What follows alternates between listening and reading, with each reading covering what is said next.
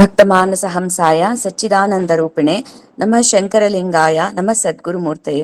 ಅಪ್ಪ ಅವರ ಪಾದಾರವಿಂದಗಳಲ್ಲಿ ಭಕ್ತಿಪೂರ್ವಕ ನಮನಗಳನ್ನು ಸಲ್ಲಿಸುತ್ತಾ ಗುರುಭಕ್ತರಾದ ತಮ್ಮೆಲ್ಲರಿಗೂ ಪ್ರೀತಿಪೂರ್ವಕ ನಮಸ್ಕಾರಗಳನ್ನು ಸಲ್ಲಿಸಿ ಇಂದಿನ ಸತ್ಸಂಗವನ್ನ ಆರಂಭ ಮಾಡುತ್ತಾ ಇದ್ದೇನೆ. ನಮ್ಮ ಜೊತೆಗೆ ಇಂದು ಶ್ರೀಯುತ ಶ್ರೀಪತಿ ಮಂಜನಬೈಲು ಸರ್ ಇದ್ದಾರೆ. ನಮ್ಮ ಸತ್ಸಂಗಕ್ಕೆ ಈಗಾಗಲೇ 2 ಬಾರಿ ಮುಂಚೆ ಅವರು ಬಂದಿದ್ರು. ಬಹಳ ನಾವು ಒಳ್ಳೆ ವಿಚಾರಗಳನ್ನ ಅವರಿಂದ ಕೇಳ್ಪಟ್ವಿ. ಕುರ್ತುಕೋಟಿ ಅವರ ಬಗ್ಗೆ ಮೊದಲು ಕೇಳ್ಪಟ್ವಿ, ಆಮೇಲಿಂದ ಬ್ರಹ್ಮಾನಂದ್ರ ಬಗ್ಗೆ ಬಹಳ ಅದ್ಭುತವಾಗಿ ತಿಳಿಸ್ಕೊಟ್ರು. ಬ್ರಹ್ಮಚೈತನ್ಯ ಮಹಾರಾಜರ ಇಬ್ಬರು ಒಂದು ಶಿಷ್ಯರ ಕುರಿತಾಗಿ ಅವರು ನಮಗೆ ಈ 2 ಬಾರಿ ಬಂದಾಗ ಅವರು ಯಾಕಾದ್ರೂ ಮುಗಿಸ್ತಾರೋ ಸರೋ ಅಂತ ಅನ್ನಿಸುತ್ತೆ ನಮ್ಗೆ. ಅಷ್ಟು ಅವ್ರದ್ದು ಒಂದು ಮಾತುಗಳು ಬಹಳ ಅಪ್ಯಾಯಮಾನವಾಗಿರುತ್ತೆ, ಬಹಳ ಹೋಗುತ್ತೆ, ಹೃದಯಕ್ಕೆ ಹೋಗುತ್ತೆ. ಅದಕ್ಕೆ ಸರ್ ಮತ್ತೆ ನಮ್ಮ ಒಂದು ರಿಕ್ವೆಸ್ಟ್ ಮಾಡ್ಕೊಂಡಿದ್ದಕ್ಕೆ ಅವರು ಅವ್ರ ಬ್ಯುಸಿ ಶೆಡ್ಯೂಲ್ ಅಲ್ಲಿ ಒಂದು ಸಮಯವನ್ನ ನಮಗೋಸ್ಕರವನ್ನ ಕೊಟ್ಟು ಮತ್ತೆ ಇದು ನಮ್ಮೊಂದಿಗೆ ಅವಧೂತ ಅಂದರೆ ಯಾರು ಅನ್ನೋ ಒಂದು ವಿಷಯವನ್ನ ನಮ್ಮ ಮುಂದಿಡಲು ಬಂದಿದ್ದಾರೆ. ಸರ್, ತಮಗೆ ಎಲ್ಲರ ಪರವಾಗಿ ಹೃತ್ಪೂರ್ವಕ ಸ್ವಾಗತ. ಮತ್ತೊಮ್ಮೆ ತಾವು ಬಂದಿದ್ದಕ್ಕೆ ನಾನು ತುಂಬಾ ಧನ್ಯವಾದಗಳನ್ನ ಸಲ್ಲಿಸ್ತೇನೆ ತಮ್ಗೆ. ತಾವು ಇಂದಿನ ಒಂದು ವಿಷಯವನ್ನ ಆರಂಭ ಮಾಡಬೇಕಾಗಿ ತಮ್ಮಲ್ಲಿ ವಿನಂತಿ ಸರ್. ನಮಸ್ಕಾರ. ನನ್ನ ಮಾತು ಕೇಳ್ತಾ ಇದೆ ಅಂತ ತಿಳ್ಕೊಳ್ತೇನೆ. ಕೇಳ್ತಾ ಇದೆ ಸರ್. ಕೇಳ್ತಾ ಇದೆ? ಹಾ, ಸ್ವಲ್ಪ ಬರೋದಕ್ಕೆ ತಡ ಆಯ್ತು, ಅಂದ್ರೆ ಟೆಕ್ನಿಕಲ್ ಪ್ರಾಬ್ಲಮ್. ಎನಿಹೌ ಈಗ ಸರಿ ಆಯ್ತು. ಇವತ್ತು ನಾನು ನನ್ನ ಮಾತುಗಳನ್ನು ಆರಂಭಿಸೋದಕ್ಕಿಂತ ಮೊದಲು ಶಂಕರಲಿಂಗ ಭಗವಾನರ ಪಾದಾರವಿಂದಕ್ಕೆ ನನ್ನ ನಮನಗಳನ್ನು ಹೇಳ್ತಾ ನನ್ನ ಕಾರ್ಯಕ್ರಮವನ್ನು ಆರಂಭಿಸ್ತೇನೆ. ನಾನಿವತ್ತು ಹೇಳುವ ವಿಷಯ ಅವಧೂತ ಅಂದರೆ ಯಾರು. ಇದು ಬಹಳ ವಿಸ್ತೃತವಾದ ಒಂದು ವಿಷಯ. ಸೊ ಹಾಗಾಗಿ ನೀವು ಕೊಟ್ಟಿರುವ ಅವಧಿಯಲ್ಲಿ ಎಲ್ಲಿಯವರೆಗೆ ನನಗೆ ಹೇಳಲಿಕ್ಕೆ ಸಾಧ್ಯ ಉಂಟು ಅಲ್ಲಿವರೆಗೆ ನಾನು ಹೇಳ್ತೇನೆ. ನಂತರ ಅದನ್ನು ಅಲ್ಲೇ ಸಮಪ್ ಮಾಡ್ತೇನೆ. ಆಗಬಹುದು ಅಂತ ನಾನು ತಿಳ್ಕೊಂಡಿದ್ದೇನೆ. ತಮ್ಮ ಅಭಿಪ್ರಾಯ? ಸರಿ, 7 ಗಂಟೆವರೆಗೂ ಸಮಯ ಇದೆ. ಇನ್ನೂ 10 ನಿಮಿಷ ಹೆಚ್ಚಾದ್ರೂ ಪರವಾಗಿಲ್ಲ, ದಯವಿಟ್ಟು ತಾವು ಹೇಳಿ. ಓಕೆ. ಅವಧೂತ ಅಂದರೆ ಯಾರು ಅದನ್ನು ನಾನು ತಿಳಿದುಕೊಳ್ಳೋದಕ್ಕಿಂತ ಮೊದಲು ಅವಧೂತನಿಗೆ ನಾನು ನಮಸ್ಕಾರ ಮಾಡಬೇಕು. ಯಾಕಂದ್ರೆ ಜಗತ್ತಲ್ಲೆಲ್ಲ ಅವಧೂತರಿದ್ದಾರೆ, ಕೇವಲ ಭಾರತದಲ್ಲಿ ಅಷ್ಟೇ ಅಲ್ಲ. ಇದನ್ನು ನಾನು ಹೇಳಿದ್ದಲ್ಲ, ಖ್ಯಾತ ಒಬ್ಬ ತತ್ವಜ್ಞಾನಿ ಮತ್ತು ನಿಮ್ಮ ಆಕಾಶ ಕಾಯಗಳ ವಿಜ್ಞಾನಿ ಮತ್ತು ಮಾನಸ ತಜ್ಞ ಡಾಕ್ಟರ್ ಸಾಕ್ರ ರಾಮಚಂದ್ರಾಯರು ಹೇಳಿದ ಮಾತಿದು. ಅದಕ್ಕೆ ಮೊದಲು ನಾನು ಕಂಡಂತ ಅವಧೂತರು ಅಥವಾ ನಾನು ಕಾಣದೇ ಇರದಂತ ಎಲ್ಲ ಅವಧೂತ ಆತ್ಮಗಳಿಗೆ ನನ್ನ ನಮನಗಳನ್ನ ಅವಧೂತ ಗೀತೆಯಲ್ಲಿ, ಅವಧೂತೋಪನಿಷತ್ತಿನಲ್ಲಿ ಬರುವಂತ ಅವಧೂತ ಗೀತೆಯಲ್ಲಿ ಹೇಳಿದಂತ ಒಂದು 3 ಶ್ಲೋಕಗಳನ್ನ ಇಲ್ಲಿ ನಾನು ಉಚ್ಚರಿಸಿ ನಂತರ ನನ್ನ ಮಾತುಗಳಿಗೆ ಹೋಗ್ತೇನೆ. ನಿರ್ಮಮಂ ನಿರಹಂಕಾರಂ ಸಮಲೋಷ್ಟಾಶ್ಮಕಾಂಚನಂ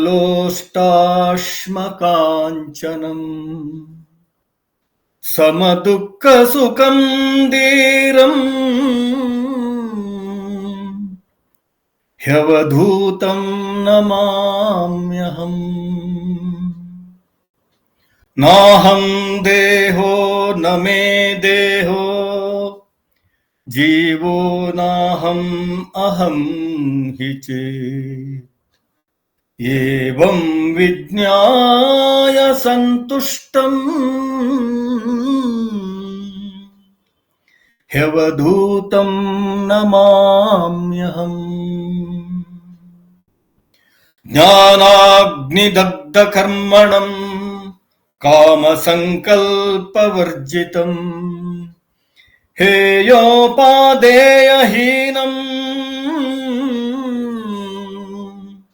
ತಂ ಹ್ಯವಧೂತಂ ನಮಾಮ್ಯಹಂ. ತಂ ಹ್ಯವಧೂತಂ ನಮಾಮ್ಯಹಂ.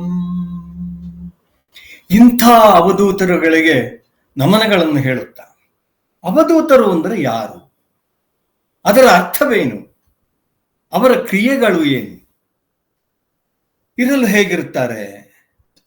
ಅವಧೂತರ ಕುರಿತಾಗಿ ಅನೇಕರು ಅನೇಕ ರೀತಿಯಲ್ಲಿ ಹೇಳ್ತಾರೆ. ಹುಚ್ಚರು ಅಂತಾರೆ, ಹೆದರಿಕೆ ಹುಟ್ಟುವುದು ಅಂತ ಹೇಳ್ತಾರೆ, ಬಾಲಕರಂತ ಹೇಳ್ತಾರೆ, ಸಿಡುಕರಂತಾರೆ, ಅಲ್ಲದೆ ಅವರು ಮಹಾಜ್ಞಾನಿಗಳು ಅಂತಲೂ ಹೇಳ್ತಾರೆ. ಇವೆಲ್ಲವುಗಳು ನಾವು ಅಲ್ಲಗಳೆಯಲಿಕ್ಕೆ ಬರೋದಿಲ್ಲ. ಅವರನ್ನು ಹಾಗಾದ್ರೆ ಗುರುತಿಸುವುದು ಹೇಗೆ?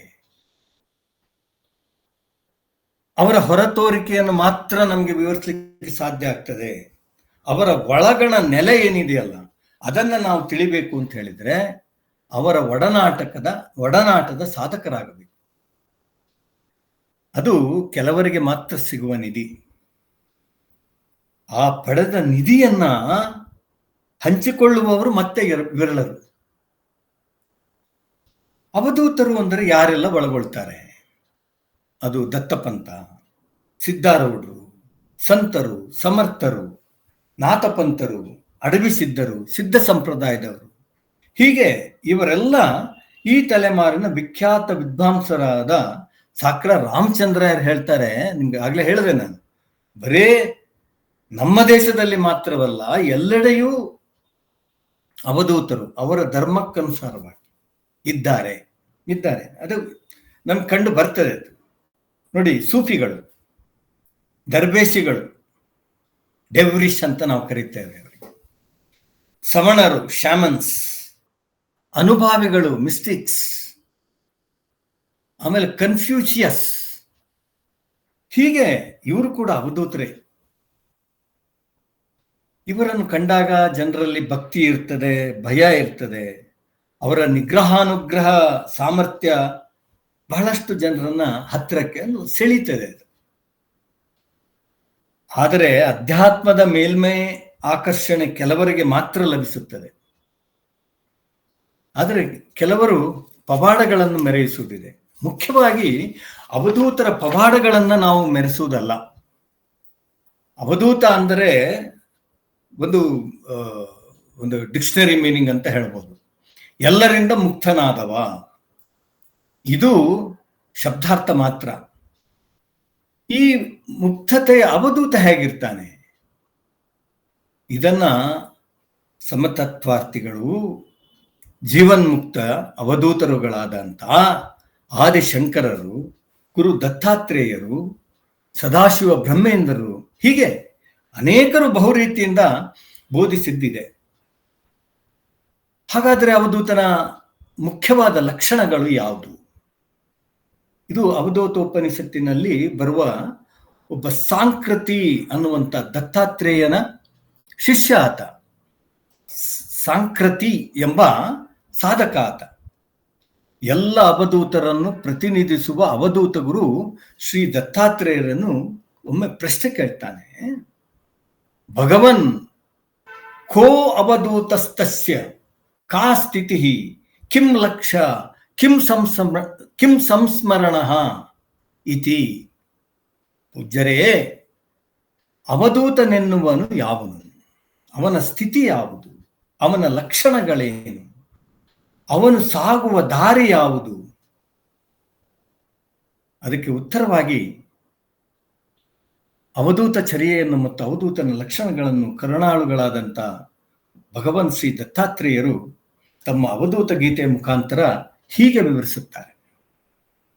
ಅಕ್ಷರತ್ವಾಧ್ವರೇಣ್ಯತ್ವಾದ್ದೂತ ಸಂಸಾರ ಬಂಧನಾತ್ ತತ್ವಮಶ್ಯಾದಿ ಲಕ್ಷ್ಯತ್ವಾದವಧೂತ ಇಥಿರ್ಯತೆ. ಅವಧೂತ ಎಂಬ ಮಾತಿನಲ್ಲಿ ನೋಡಿ 4 ವರ್ಣಗಳಿದೆ, ಅಕ್ಷರಗಳು. ಅ, ವ, ದು, ತ. ಅ ಅಂದರೆ ಕ್ಷರಸ್ವಭಾವವಿಲ್ಲದ್ದು ಅಥವಾ ನಾಶವಾಗದೆ ಇರುವ ನೆಲೆ. ಅದು ನಾವು ಬರೆಯುವ ಅಕ್ಷರಕ್ಕೆ ಕೂಡ ಅದೇ ಭಾವ ಇದೆ. ನಾವು ಬರೆಯುವಂತ ಅಕಾರದಿಂದ ಅನುಸ್ವಾರದವರೆಗಿನ ಬರುವಂತ ಅಥವಾ ಕಜ್ಞದಿಂದ 2 ಅಕ್ಷರ ಬರುವಂತ 52 ಅಕ್ಷರಗಳು, ಇವೆಲ್ಲ ಅಕ್ಷರಗಳು ಅವಕ್ಕೆ ನಾಶವಿಲ್ಲ, ಅದಕ್ಕೆ ಅದು ಅಕ್ಷರ. ಅದು ವ ಅಂದರೆ ಏನು? ವರೇಣ್ಯ, ಎಲ್ಲರಿಗೂ ಬೇಕೆನಿಸಿದವ, ಮೇಲ್ಮಟ್ಟದ ವರೆಣ್ಯ ಹಿರಿಯ ಹೌದು, ಆದರೆ ಎಲ್ಲರಿಗೂ ಬೇಕೆನಿಸಿದವ ಮತ್ತು ಮಿಗಿಲಾದವ. ಧೂ ನೋಡಿ, ಆ ಶಬ್ದದಲ್ಲೇ ಇದೆ ಧೂ ಅಂದರೆ ಕಿತ್ತೆಸೆಯುವವ, ಕಿತ್ತೆಸೆದವ, ಕಿತ್ತೊಗೆದಿರುವವ, ಅಥವಾ ಸಂಸಾರದ ಕಟ್ಟುಗಳನ್ನ ಮುಕ್ತಗೊಳಿಸಿಕೊಂಡವನು. ತ ಅಂದಾಗ ನಾವು ವೇದಾಂತದ ಕಡೆ ಬರಬೇಕಾಗ್ತದೆ. ವೇದಾಂತ ವಾಕ್ಯದ ಮೊದಲ ಅಕ್ಷರ ಅದು. ತತ್ವಮಸಿ ಅಂದರೆ ಎಲ್ಲದಕ್ಕೂ ಒಗ್ಗಿಕೊಳ್ಳುವವನು. ಹೀಗೆ ಆದಿಗುರು ಶಂಕರರು ವಿವೇಕ ಚೂಡಾಮಣಿ ಗ್ರಂಥದಲ್ಲಿ ಅವಧೂತ ಲಕ್ಷಣಗಳ ಕುರಿತು ಹೇಳ್ತಾರೆ. ವಿಷಯ ಯೋಗದಿಂದಾಗಲಿ ವಿಷಯ ವಿಯೋಗದಿಂದಾಗಲಿ ದುಃಖ, ಸಂತೋಷ, ಆಸಕ್ತಿ, ವಿರಕ್ತಿ ಯಾವುದನ್ನೂ ಅನುಭವಿಸದವನಾಗಿ ಅಹಂಕಾರ ಮಮಕಾರಗಳಿಲ್ಲದೆ ತನ್ನ ಆತ್ಮನಲ್ಲಿ ನಿಶ್ಚಿಂತನಾಗಿ ಆನಂದಾನುಭವಿಯಾಗಿರುತ್ತಾನೆ. ಹಸಿವನ್ನೂ ದೇಹದ ಆಯಾಸವನ್ನೂ ಮರೆತು ತನ್ನ ಆಟದ ವಸ್ತುವಿನೊಂದಿಗೆ ಆಡುವ ಬಾಲಕನಂತೆ ಈ ಬ್ರಹ್ಮಜ್ಞಾನಿ ಅಹಂಕಾರ ಮಮಕಾರಗಳಿಲ್ಲದೆ ದೇಹ ಬಾನರಹಿತನಾಗಿ ಸುಖದಿಂದ ತನ್ನ ಆತ್ಮನಲ್ಲಿ ರಮಿಸುತ್ತಾನೆ. ಸ್ವತಂತ್ರವಾಗಿಯೂ ನಿರಂಕುಶವಾಗಿಯೂ ಇದ್ದು ವೇದಾಂತ ಎಂಬ ಬೀದಿಗಳಲ್ಲಿ ಸಂಚರಿಸುತ್ತಾನೆ ಮತ್ತು ಪರಬ್ರಹ್ಮನಲ್ಲಿ ಕ್ರೀಡಿಸುತ್ತಾನೆ. ಆದಿಶಂಕರರ ಮೋಹ ಮುದ್ಗರ ನೀವೆಲ್ಲ ಓದಿರಬಹುದು, ಅದರ ಬಗ್ಗೆ ನಿಮಗೆ ಅನುಭವ ಇರಬಹುದು. ಅಲ್ಲಿ ಒಂದು ಶ್ಲೋಕ ಹೇಗೆ ಬರ್ತದೆ, ಯೋಗರತೋವಾ ಭೋಗರತೋವಾ ಸಂಗರತೋವಾ ಸಂಗವಿಹೀನಃ ಯಶ್ಚ ಬ್ರಹ್ಮಣಿ ರಮತೆ ಚಿತ್ತಂ ನಂದತಿ ನಂದತಿ ನಂದತ್ಯೈವ ಭಜ ಗೋವಿಂದಂ ಭಜ ಗೋವಿಂದಂ ಗೋವಿಂದಂ ಭಜ ಮೂಢಮತೆ.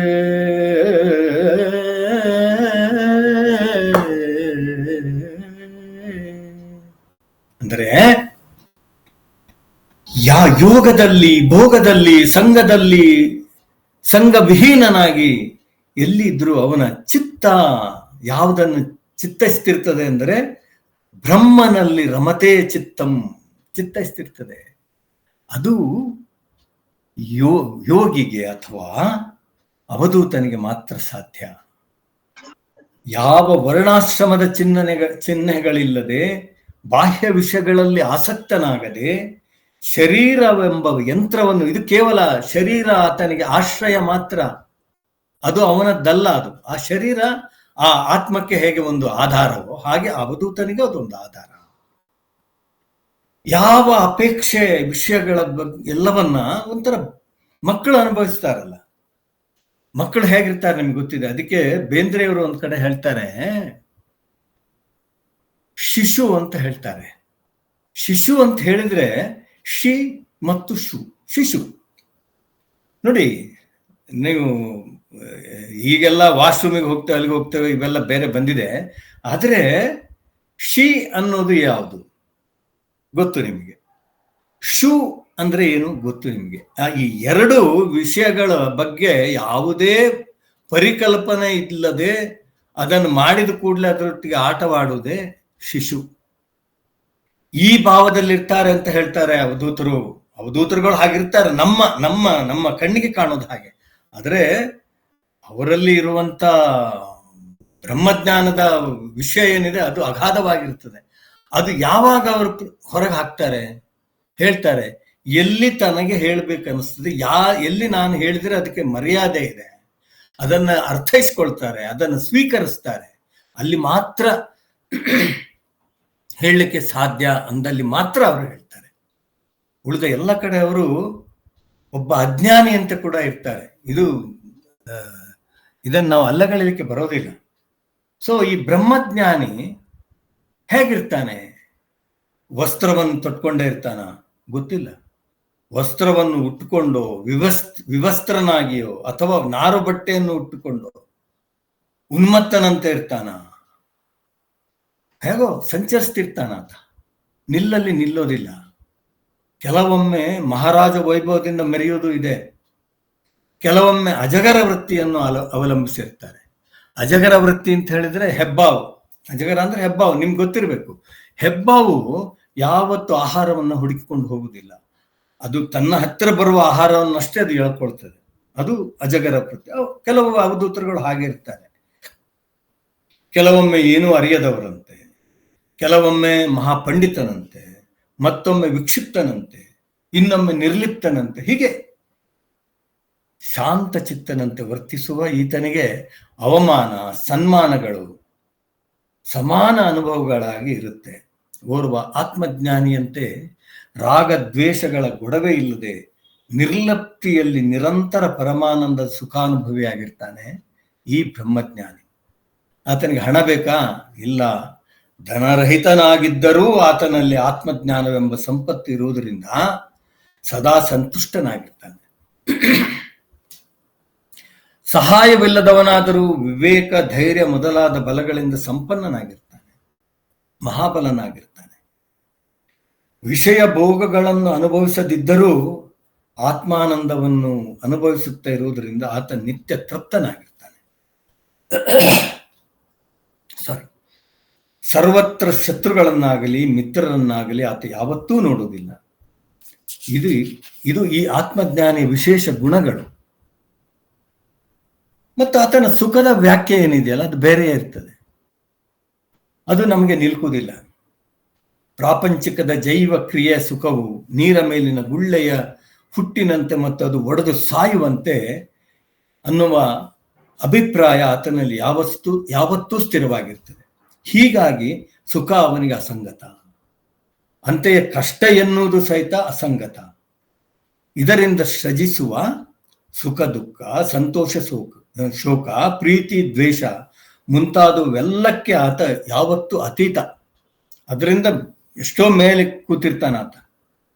ಶತ್ರುತ್ವ ಮಿತ್ರತ್ವ ಮಾನಾಪಮಾನ ಹೊಗಳಿಕೆ ತೆಗಳಿಕೆ ಇಷ್ಟ ಅನಿಷ್ಟ ಈ ಎಲ್ಲದರಲ್ಲಿ ಕೂಡ ಆತನದು ಸಮಚಿತ್ತದ ಭಾವ. ಈತನ ಅನನ್ಯ ಯೋಗವೆಂದರೆ ಭಗವಂತನಿಗಿಂತ ಹೆಚ್ಚಿನವರು ಯಾರೂ ಇಲ್ಲ.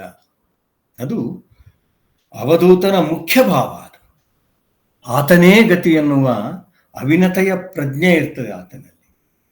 ಅಧ್ಯಾತ್ಮ ಜ್ಞಾನದಲ್ಲಿ ನಿಷ್ಠೆ, ತತ್ವಜ್ಞಾನಾರ್ಥದ ಆಲೋಚನೆ ಇವು ಅವನ ಲಕ್ಷಣಗಳು. ಹಾಗಾಗಿ ಇಂತಹ ಜ್ಞಾನಿಗಳು ನನಗೆ ಬಹುವಾಗಿ ಸೇರುತ್ತಾರೆ ಅಂತ ಕೃಷ್ಣ ಪರಮಾತ್ಮ ಗೀತೆಯಲ್ಲಿ ಹೇಳಿದುದನ್ನು ನಾವು ಕಾಣಬಹುದು. ಗೀತೆಯ 2ನೇ 12ನೇ ಮತ್ತು 13ನೇ ಅಧ್ಯಾಯಗಳಲ್ಲಿ ಸ್ಥಿತಪ್ರಜ್ಞನ ಯೋಗಿಯ ಮತ್ತು ಜ್ಞಾನಿಯ ಕುರಿತಾಗಿ ಹೇಳಿರುವ ಮತ್ತು ಆದಿಗುರು ಶಂಕರರು ವಿವೇಕ ಚೂಡಾಮಣಿಯಲ್ಲಿ ಹೇಳಿರುವ ಜ್ಞಾನಿ ಬ್ರಹ್ಮಜ್ಞಾನಿ ಸಿದ್ಧ ಈ ಎಲ್ಲ ಲಕ್ಷಣಗಳು ಅವಧೂತ ಸ್ವರೂಪ ಲಕ್ಷಣಗಳೇ ಆಗಿವೆ.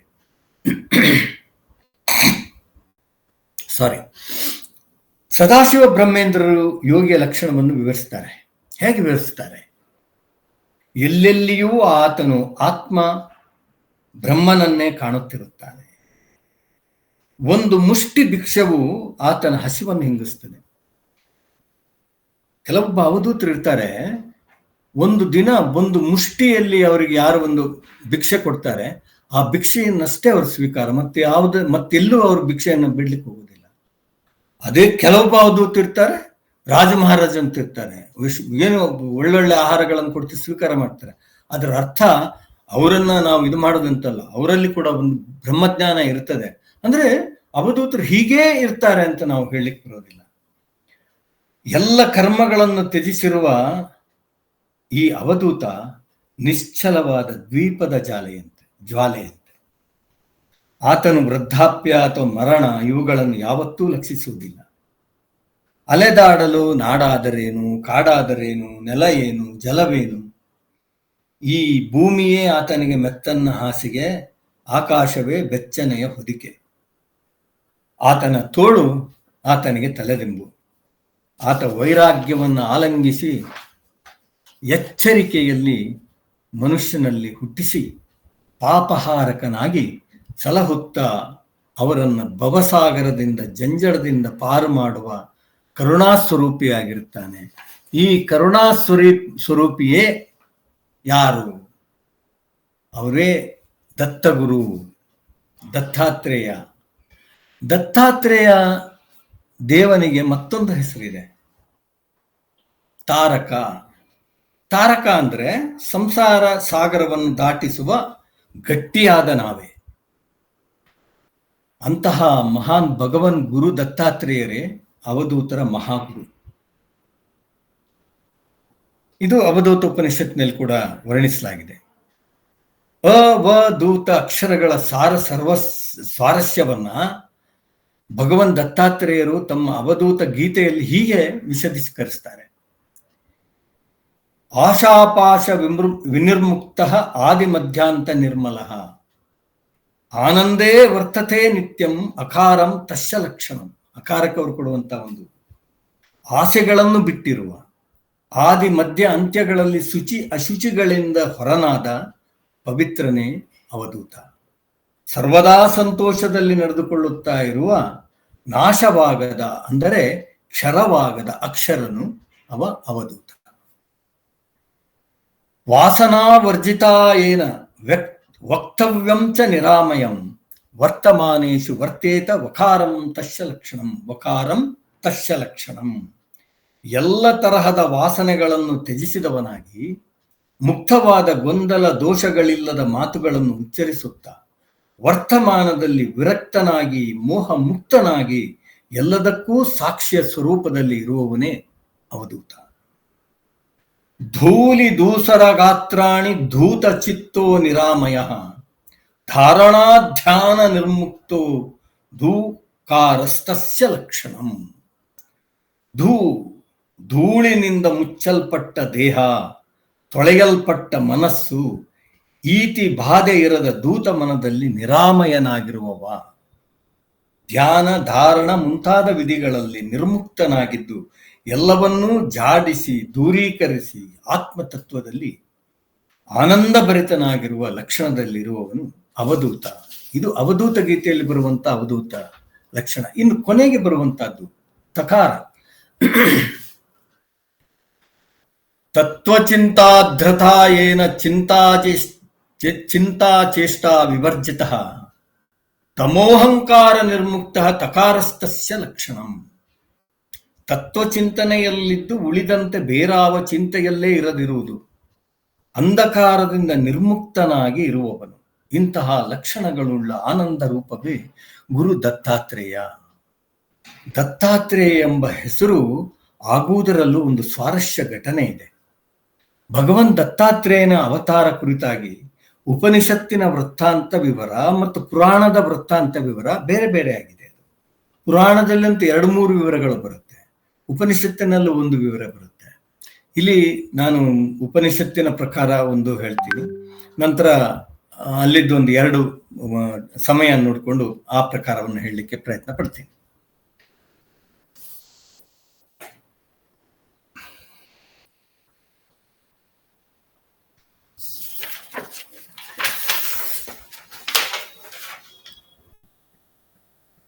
ಉಪನಿಷತ್ತಿನ ಪ್ರಕಾರ ಅತ್ರಿ ಮುನಿ ಯಾವ ಬಯಕೆಗಳಿಲ್ಲದೆ ಘೋರ ತಪಸ್ಸಿಗೆ ಕುಳಿತುಕೊಳ್ತಾನೆ. ಅವನ ಪತ್ನಿ ಅನಸೂಯೆ, ಆಕೆ ಕೂಡ ಜ್ಞಾನ ಪರ್ವತ. ಆಕೆ ತಪಸ್ಸಿಗೆ ಕುಳಿತಂತ ಅತ್ರಿ ಮುನಿಯ ಸೇವೆಯ ಆ ತಪಸ್ಸನ್ನ ಅನಸೂಯೆ ಇಟ್ಕೊಂಡಿರ್ತಾರೆ. ಅಂದ್ರೆ ಪತಿಯ ಬೇಕು ಬೇಡಗಳನ್ನ, ತಪಸ್ಸಿನಲ್ಲಿ ಕೂತಂತ ಪತಿಯ ಬೇಕು ಬೇಡಗಳನ್ನ ಆಕೆ ತನ್ನ ತಪಸ್ಸಿನ ಆ ಒಂದು ಪ್ರಭಾವ ಫಲದಿಂದ ಆತನ ಈಡೇರಿಸ್ತಿರ್ತಾಳ. ಅವಳು ಅಲ್ಲಿ ತಪಸ್ಸಿಗೆ ಕೂತಂತ ಅತ್ರಿ ಮುನಿಯನ್ನ ಆಕೆ ವಿಚಲಿತಗೊಳಿಸುವುದಿಲ್ಲ. ಅಂಥ ಒಂದು ದಾರ್ಷ್ಟ್ಯದ ಹೆಣ್ಣು ಮಗಳಾಕೆ. ಹೀಗಿರುವಾಗ ಏನಾಗುತ್ತೆ, ಇವರ ಈ ಕೀರ್ತಿ 3 ಲೋಕಗಳನ್ನ ವ್ಯಾಪಿಸ್ತದೆ. ಆಗ ತ್ರಿಮೂರ್ತಿಗಳು ಏನ್ ಮಾಡ್ತಾರೆ, ಒಟ್ಟಾಗಿ ಪರಬ್ರಹ್ಮ ರೂಪದಲ್ಲಿ, ಅಂದ್ರೆ ಒಂದೇ ರೂಪದಲ್ಲಿ ಪರಬ್ರಹ್ಮ ರೂಪದಲ್ಲಿ ಆತನ ಮುಂದೆ ಪ್ರತ್ಯಕ್ಷ ಆಗ್ತಾರೆ. ಆ ರೂಪದಲ್ಲಿ ಅತ್ರಿ ಮುನಿಗಳು ನೋಡ್ತಾರೆ. ಆ ಪರಬ್ರಹ್ಮ ರೂಪವನ್ನು ನೋಡಿ ಅವರಿಗೆ ಮನಸ್ಸೊಳಗೆ ಗೊತ್ತಿದೆ ಇದು ತ್ರಿಮೂರ್ತಿಗಳಂತೆ, ಆದರೂ ಪ್ರಶ್ನಿಸ್ತಾರ ಅವರು. ಯಾರು ನೀನು? ನೀನು ಯಾರನ್ನು ಕುರಿತು ಧ್ಯಾನಾಸಕ್ತನಾಗಿದ್ದೀಯೋ ಆ ಸ್ವರೂಪವೇ ನಿನ್ನ ಹತ್ತಿರ ಬಂದಿದೆ, ನಿನಗೇನು ಬೇಕು ಅಂತ ಪರಬ್ರಹ್ಮ ಸ್ವರೂಪ ಕೇಳುತ್ತೆ. ಆಗ ಮುನಿಗಳು ನಕ್ ಹೇಳ್ತಾರೆ, ಪರಾತ್ಪರ ಪರವಸ್ತುವಿನಲ್ಲಿ ಯಾವತ್ತೂ ನೆಲೆ ನಿಂತು ನಾನೇ ಅದೇ ಆಗಿರುವ ಸಂದರ್ಭದಲ್ಲಿ ನನಗೆ ಏನು ಬೇಕು ಅಂತ ನಾನು ಕೇಳುವುದರಲ್ಲಿ ಅರ್ಥವಾದರೂ ಏನಿದೆ? ನನಗೆ ಬೇಕು ಬೇಡಗಳ ಅವಶ್ಯಕತೆ ನನ್ನದು ಅಲ್ಲದಿರುವಾಗ ಈ ಪ್ರಶ್ನೆ ನನಗೇಕೆ ಅಂತ ಹೇಳಿ ಆ ಪರಬ್ರಹ್ಮ ಸ್ವರೂಪಿಗೆ ಉತ್ತರವನ್ನು ಕೊಡ್ತಾರೆ. ಆಗ ಪರಬ್ರಹ್ಮ ಸ್ವರೂಪ ಸಾಕ್ಷಾತ್ ದತ್ತಾತ್ರೇಯನ ರೂಪವನ್ನು ಪ್ರಕಟಗೊಳಿಸುತ್ತದೆ. ನಾನು ನಿನ್ನ ಧ್ಯಾನಕ್ಕೆ ಮೆಚ್ಚಿ ವರವನ್ನು ನೀಡಲು ಬಂದಿದ್ದೇನೆ.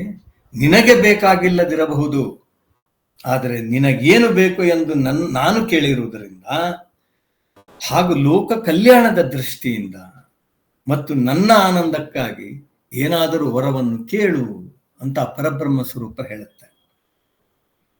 ಆಗ ಆ ರೂಪವನ್ನು ನೋಡಿ ಭಕ್ತಿ ಭಾವ ಪರವಶರಾದ ಅತ್ರಿ ಮುನಿಗಳು ಅನಸೂಯಾದೇವಿಯ ಕಡೆಗೆ ನೋಡ್ತಾರೆ. ಅನಸೂಯಾದೇವಿ ಅತ್ರಿ ಮುನಿಗಳ ಭಾವವನ್ನು ಅರಿತುಕೊಳ್ತಾಳೆ. ಆಕೆ ತನ್ನ ಸಮ್ಮತಿಯನ್ನು ಕೊಡ್ತಾಳೆ, ಅಲ್ಲಿಂದಲೇ ಮೌನ ಸಮ್ಮತಿಯನ್ನು ಕೊಡ್ತಾಳೆ. ಆಗ ಅತ್ರಿ ಮುನಿಗಳು ಹೇಳ್ತಾರೆ, ನೀನೇ ನಮ್ಮ ಮಗನಾಗಿ ಜನಿಸು. ಬೇರೆ ವಿಧಿ ಇಲ್ಲ, ದತ್ತಾತ್ರೇಯ ಸ್ವರೂಪ ತಥಾಸ್ತು ಅಂತ ಹೇಳಬೇಕಾಗ್ತದೆ. ಹೀಗೆ ಅತ್ರಿ ಮುನಿಗಳ ತಪಸ್ಸಿಗೆ ಒಲಿದು ತನ್ನನ್ನು ತಾನೇ ಒಪ್ಪಿಸಿಕೊಂಡವನು ದತ್ತಾತ್ರೇಯ. ಹೀಗೆ ದತ್ತಾತ್ರೇಯ ಭೂಲೋಕದಲ್ಲಿ ಅವತಾರ ತಾಳಿದ. ಇದು ನಮ್ಮ ಉಪನಿಷತ್ತುಗಳ ಪ್ರಕಾರ. ಪುರಾಣದ ಪ್ರಕಾರ ಪ್ರತಿಷ್ಠಾ ನಗರದಲ್ಲಿ ಕೌಶಿಕ ಅಂತ ಒಬ್ಬ ಬ್ರಾಹ್ಮಣನಾದರೂ ವಿಷಯ ಲಂಪಟ, ವೇಶ್ಯಾಸಂಗ ಮಾಡುವವ. ಆದರೆ ಆತನ ಪತ್ನಿ ಸಾಧ್ವಿಯಾಗಿದ್ದ ಪತ್ನಿಯನ್ನು ಅವನು ಹಿಂಸಿಸ್ತಿದ್ದ. ತನ್ನ ವೇಶ್ಯಾಸಂಗದ ಸಲುವಾಗಿ ತನ್ನ ಬೇಕು ಬೇಡಗಳನ್ನ ತನ್ನ ಪತ್ನಿಯಿಂದ ಪಡೆಯೋದ್ರ ಸಲುವಾಗಿ ಆಕೆಯನ್ನು ಹಿಂಸಿಸ್ತಿದ್ದ. ಈ ಸಹವಾಸದಿಂದ ಏನಾಗ್ತದೆ, ಈ ಕೌಶಿಕ ಬ್ರಾಹ್ಮಣನಿಗೆ ಮಹಾರೋಗ ತಗುಲ್ತದೆ. ಅವನ ಅವಯವಗಳು ಕೊಳೆಯಲಾರಂಭಿಸುತ್ತವೆ. ಆಗ ಕಾಮನ್ ಅದು, ವೇಶ್ಯ ಅವನ ಸಹವಾಸದಿಂದ ದೂರ ಆಗ್ತಾಳೆ. ಒಂದು ಕನ್ನಡದ ಅದು ಗಾದೆ ಅಂತ ಹೇಳೋದಿಲ್ಲ, ಒಂದು ಸಾಲುಗಳಿದೆ. ಅದರ ಮಧುರ ಚುಂಬನಕ್ಕೆ ಊರೆಲ್ಲ ಪ್ರೇಯಸಿಯರು, ಅವನ ಜೊಲ್ಲು ಒರೆಸೋದಕ್ಕೆ ಮತ್ತು ಅಂಡು ತುಳಿಯೋಕೆ ಹೆಂಡತಿನೇ ಬೇಕು ಅಂತ ಹೇಳಿ. ಅಂದ್ರೆ ಒಬ್ಬ ಮನುಷ್ಯ ವಯಸ್ಸಲ್ಲಿ ಹೊರೆ ಹೊತ್ತರೆ ವಯಸ್ಸಾದ ಕಾಲಕ್ಕೆ ಆಸರೆ ಆಗ್ತಾಳೆ ಪತ್ನಿ ಎನ್ನುವಂಥದ್ದು ಅದರ ಭಾವ. ಇದು ಸತ್ಯ ಕೂಡ ಹೌದು. ಸೊ ಹಾಗೆ ಅವನೇನ್ ಮಾಡ್ತಾನೆ, ವೇಶ್ಯೆ ಮನೆಯಿಂದ ಹೊರಗೆ ದಪ್ತಾಳ ಅವಳು, ಇನ್ನೇನು ವಿಧಿ ಇಲ್ಲ, ಆ ರೋಗವನ್ನು ಹೊತ್ಕೊಂಡು ಮನೆಗೆ ಬರ್ತಾನೆ. ಸಾಧ್ವಿ ಪತ್ನಿ ಇದು ಯಾವುದಕ್ಕೂ ಆಕೆ ಇದು ಮಾಡೋದಿಲ್ಲ, ಪತಿ ಸೇವೆ ಮಾಡ್ತಾಳೆ, ಅವನಿಗೆ ಔಷಧೋಪಚಾರ ಮಾಡ್ತಾಳೆ, ಎಲ್ಲ ತರದ ಆರೈಕೆಗಳನ್ನ ಮಾಡ್ತಾಳೆ, ಅವನ ಗುಣಮುಖನಾಗ್ತಾನೆ. ನಾವು ನೋಡಬಹುದು ಬಹಳಷ್ಟು ಈ ಪ್ರವೃತ್ತಿ ಗಂಡಸರಲ್ಲಿ ಇರುತ್ತೆ. ರೋಗಿಯಾಗಿದ್ದಾಗ ಹೆಂಡತಿಯ ಒಂದು ಔಷಧೋಪಚಾರ ಅಥವಾ ಅವಳ ಶುಶ್ರೂಷೆ ಎಲ್ಲವೂ ಬೇಕಾಗ್ತದೆ. ಸ್ವಲ್ಪ ಗಟ್ಟಿ ಆದ ಕೂಡಲೇ ಒಂಥರ ಅವನ ಅಭಿನಯವೇ ಬೇರೆ ಆಗ್ತಾ ಹೋಗ್ತದೆ. ಇದನ್ನು ನಾವೆಲ್ಲ ಕಾಣ್ತೇವೆ, ನೋಡ್ತೇವೆ, ಅಥವಾ ನಾವು ಸ್ವತಃ ಅನುಭವಿಸ್ತೇವೆ. ಇರ್ಲಿ. ಸೊ ಅವನಿಗೆ ಮಾತ್ರ ಯಾವಾಗ ತಾನು ಸ್ವಲ್ಪ ಗುಣಮುಖನಾಗ್ತಾನೋ ಮತ್ತೆ ಆತನಿಗೆ ವೇಶ್ಯ ಚಿಂತೆ ಶುರು ಆಗುತ್ತೆ. ಇವಳು ಎಷ್ಟು ಪರಿಪರಿಯಾಗಿ ಹೇಳಿದ್ರು ಅವ್ನಿಗೆ ಹೇಳ್ತಾನೆ, ನನಗೆ ನೀನು ಅಲ್ಲಿ ಕರ್ಕೊಂಡು ಹೋಗಿ, ಪೂರ್ತಿ ಗುಣಮುಖನಾಗಿರುವುದಿಲ್ಲ, ನನ್ನನ್ನು ಆಕೆ ಬೆಳಗ್ಗೆ ಕರ್ಕೊಂಡು ಹೋಗು ಅಂತ. ಪತಿ ಸೇವೆ ಪಾರಾಯಣೆ ಹೊರಡ್ತಾಳೆ, ಗಂಡನನ್ನು ಇಟ್ಕೊಂಡು ಹೊರಡ್ತಾಳೆ. ಕತ್ತಲು, ಕಾಡಿನ ಕತ್ತಲು, ದಾರಿಯಲ್ಲಿ ಹೋಗ್ಬೇಕಾದ್ರೆ ದಾರಿಯ ಪಕ್ಕದಲ್ಲಿ ಮಾಂಡವ್ಯ ಋಷಿಗಳು ತಪಸ್ಸಿಗೆ ಕುಳಿತಿರ್ತಾರೆ. ಅವನ ಕೈ ಹಿಡ್ಕೊಂಡು ಮುಂದೆ ಹೆಂಡತಿ ಹೋಗ್ತಿರ್ತಾಳೆ. ಕೌಶಿಕ ಮಹಾರಾಜ ಪೂರ್ತಿ ಗುಣಮುಖನಾಗಿಲ್ಲ, ಆದರೂ ಏನಂತಾರೆ ಅದು ಚಟ, ವೇಶ್ಯ ಬಳಿ ಹೋಗ್ಬೇಕು ಅನ್ನುವಂಥದ್ದು. ಸೊ ಕರ್ಕೊಂಡು ಹೋಗ್ತಿರ್ತಾಳೆ. ಆಯ ತಪ್ಪಿ ಕಾಲು ಮಾಂಡವ್ಯ ಋಷಿಗಳಿಗೆ ತಾಗುತ್ತದೆ. ಸಿಟ್ಟಿಗೆದ್ದ ಮಾಂಡವ್ಯ ಋಷಿಗಳು, ನೀನು ನಾಳಿನ ಸೂರ್ಯೋದಯವನ್ನೇ ನೋಡಬೇಡ ಅಂತ ಶಾಪ ಕೊಡ್ತಾರೆ. ಈಕೆ ಮಹಾಪತಿವ್ರತೆ, ಕೌಶಿಕನ ಪತ್ನಿ ಮಹಾಪತಿವ್ರತೆ. ಆಕೆ ತನ್ನ ಪತಿವ್ರತೆ ಆಕೆ ಆಗಿದ್ದು ಆ ಫಲದಿಂದ ಸೂರ್ಯೋದಯವೇ ಆಗದಿರಲಿ ಅಂತ ಹೇಳಿ ಅವಳದೊಂದು ಶಾಪ. ಸೂರ್ಯೋದಯ ಆಗೋದು ನಿಂತು ಹೋಗ್ತದೆ, ಇಡೀ ಲೋಕದ ಕ್ರಿಯೆಗಳೆಲ್ಲ ನಿಂತು ಹೋಗ್ತದೆ. ಆಗ ಮತ್ತೆ ಬ್ರಹ್ಮಾದಿಗಳು, ಈ ದೇವತೆಗಳೆಲ್ಲರೂ ಹೋಗ್ತಾರೆ ತ್ರಿಮೂರ್ತಿಗಳ ಬಳಿ, ತಮ್ಮ ಅಹವಾಲು ಇಡ್ತಾರೆ. ಆಗ ಅವ್ರು ಹೇಳ್ತಾರೆ, ಇದಕ್ಕೆ ನಾವು ಏನು ಮಾಡೋದು ಸಾಧ್ಯವಿಲ್ಲ, ದಯವಿಟ್ಟು ಮಹಾಪತಿವ್ರತೆಯಾದ ಅನಸೂಯೆ, ಆಕೆ ಬಳಿ ನೀವು ಹೋಗಿ, ಅನಸೂಯೆಗಳಿಗೆ ನೀವು ಮೊರೆ ಹೋಗಿ ಅಂತ ಆ ದೇವತೆಗಳಿಗೆಲ್ಲ ತಿಳಿಸ್ತಾರೆ. ಅದರಂತೆ ಅವರೆಲ್ಲ ಬಂದು ಅನಸೂಯೆ ಬಳಿ ಪ್ರಾರ್ಥನೆ ಮಾಡ್ತಾರೆ. ಅನಸೂಯೆಗೂ ಗೊತ್ತಿರುತ್ತೆ ಲೋಕಕ್ರಿಯೆಯನ್ನು ನಿಲ್ಲಿಸ್ಲಿಕ್ಕೆ ಸಾಧ್ಯ ಇಲ್ಲ ಅಂತ ಹೇಳಿ. ಅವಳು ಈಕೆ ಕೌಶಿಕನ ಪತ್ನಿಯ ಬಳಿ ಬಂದು ಆಕೆಯನ್ನು ಮನವೊಲಿಸಿ ಹೇಳ್ತಾಳೆ, ನಿನ್ನ ಪತಿಯ ಜೀವಂತವಾಗಿರೋದು ಕೆಲಸ ನಂದು, ನೀನೇನು ಚಿಂತೆ ಮಾಡಬೇಡ ಅಂತ ಹೇಳಿ ಮಾತು ಕೊಟ್ಟ ಪ್ರಕಾರ ಅವಳು ಇದನ್ನ ಏನು ಸೂರ್ಯೋದಯ ಆಗಲಿ ಅಂತ ಹೇಳಿ ಮತ್ತೆ ಆ ಶಾಪವನ್ನು ಹಿಂತೆಕೊಳ್ತಾಳೆ. ಅದರ ಪ್ರಕಾರ ಸೂರ್ಯೋದಯ ಆಗುತ್ತೆ, ಕೌಶಿಕ ಸತ್ತು ಹೋಗ್ತಾನೆ. ಆಗ ಮಹಾಪತಿವ್ರತೆಯಾದ ಅನಸೂಯೆ ಏನು ಮಾಡ್ತಾಳೆ, ಪತಿಯ ಪಾದೋದಕವನ್ನು ತಂದು ಆ ಹೆಣದ ಮೇಲೆ ಸಿಂಪಡಿಸ್ತಾಳೆ. ಸೊ ಕೌಶಿಕ ಮತ್ತೆ ಜೀವಂತ ಮಾಡ್ತಾನೆ, ಅವನನ್ನು ಜೀವಂತಗೊಳಿಸ್ತಾಳೆ. ಈ ಕಾರ್ಯದಿಂದ ಸಂತುಷ್ಟರಾದ ದೇವತೆಗಳು ಅನಸೂಯೆಗೆ ನಿನ್ನ ಉದರದಲ್ಲಿ ತ್ರಿಮೂರ್ತಿಗಳು ಜನಿಸಲಿ ಅಂತ ಹೇಳಿ ಹರಸ್ತಾರೆ. ಹೀಗೆ ದತ್ತಾತ್ರೇಯ ಭೂಮಿಯಲ್ಲಿ ಅವತಾರ ಮಾಡಿದ ಅನ್ನೋದು ಪುರಾಣ ಪ್ರಕಾರ ಒಂದು. ಇನ್ನು ಪುರಾಣ ಪ್ರಕಾರದ ಎರಡನೇ ಘಟನೆ ಇದು ಜನಜನಿತವಾಗಿರುವಂತಹದ್ದು. ಇದು ಬಹುಶಃ ನಿಮ್ಗೆಲ್ಲರಿಗೂ ಗೊತ್ತಿರುವಂತಹದ್ದು. ಅನಸೂಯೆ ಮಹಾಪತಿವ್ರತೆ, ಜ್ಞಾನವಂತೆ, ಶಾಂತಿದೂತೆ, ಮಹಾ ತಪಸ್ವಿನಿ. ಅವಳ ಪಾತಿವ್ರತ್ಯದ ಮಹಿಮೆ ಎಲ್ಲ ಲೋಕಗಳಲ್ಲಿ ಹರಡಿರುತ್ತೆ. ಈ ವಿಷಯ ಗೊತ್ತಿದ್ದ ನಾರದರು ಆಕೆಯ ಪಾತಿವ್ರತ್ಯದ ಪರೀಕ್ಷೆಯನ್ನು ಮಾಡಬೇಕು ಅಂತ ಹೇಳಿ ಆಕೆ ಎಂತಹ ಸಾಧ್ವಿ ಎಂದು 3 ಲೋಕಗಳಿಗೂ ಸಾಬೀತುಪಡಿಸಬೇಕು ಅಂತ ಅವರು ಸಂಕಲ್ಪಿಸ್ತಾರೆ. ತ್ರಿಮೂರ್ತಿಗಳ ಸತೀಮಣಿಯರಾದ ಲಕ್ಷ್ಮೀ, ಸರಸ್ವತಿ, ಪಾರ್ವತಿಯರನ್ನು ಬೇರೆ ಬೇರೆಯಾಗಿ ಭೇಟಿ ಮಾಡಿ ಮಹಾಸತಿ ಅನಸೂಯಳ ಪತಿವ್ರತಾ ಮಹಿಮೆಯನ್ನು ಹೊಗಳಿ ಆಕೆಯ ಮುಂದೆ ನಿಮ್ಮದೇನು ಅಂತ ಹೇಳಿ ಒಂದು ಅಸೂಯ ಭಾವವನ್ನು ಅವರಲ್ಲಿ ಅವರ 3 ಮಂದಿ ಲಕ್ಷ್ಮೀ, ಸರಸ್ವತಿ, ಪಾರ್ವತಿ ಅವರಲ್ಲಿ ಹುಟ್ಟಿಸಿ ನಾರದರು ಹೊರಟು ಹೋಗ್ತಾರೆ.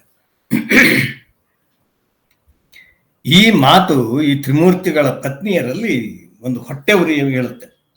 ಅವರುಗಳು ತಮ್ಮ ಪತಿದೇವರುಗಳಲ್ಲಿ ಅರಿಕೆ ಮಾಡಿಕೊಳ್ತಾರೆ, ಅನಸೂಯೆಗೆ ಇರುವ ಕೀರ್ತಿಯನ್ನು ಮುರಿದು ಹಾಕಿ ಬರಬೇಕು ಅಂತ ಒತ್ತಾಯ ಮಾಡ್ತಾರೆ.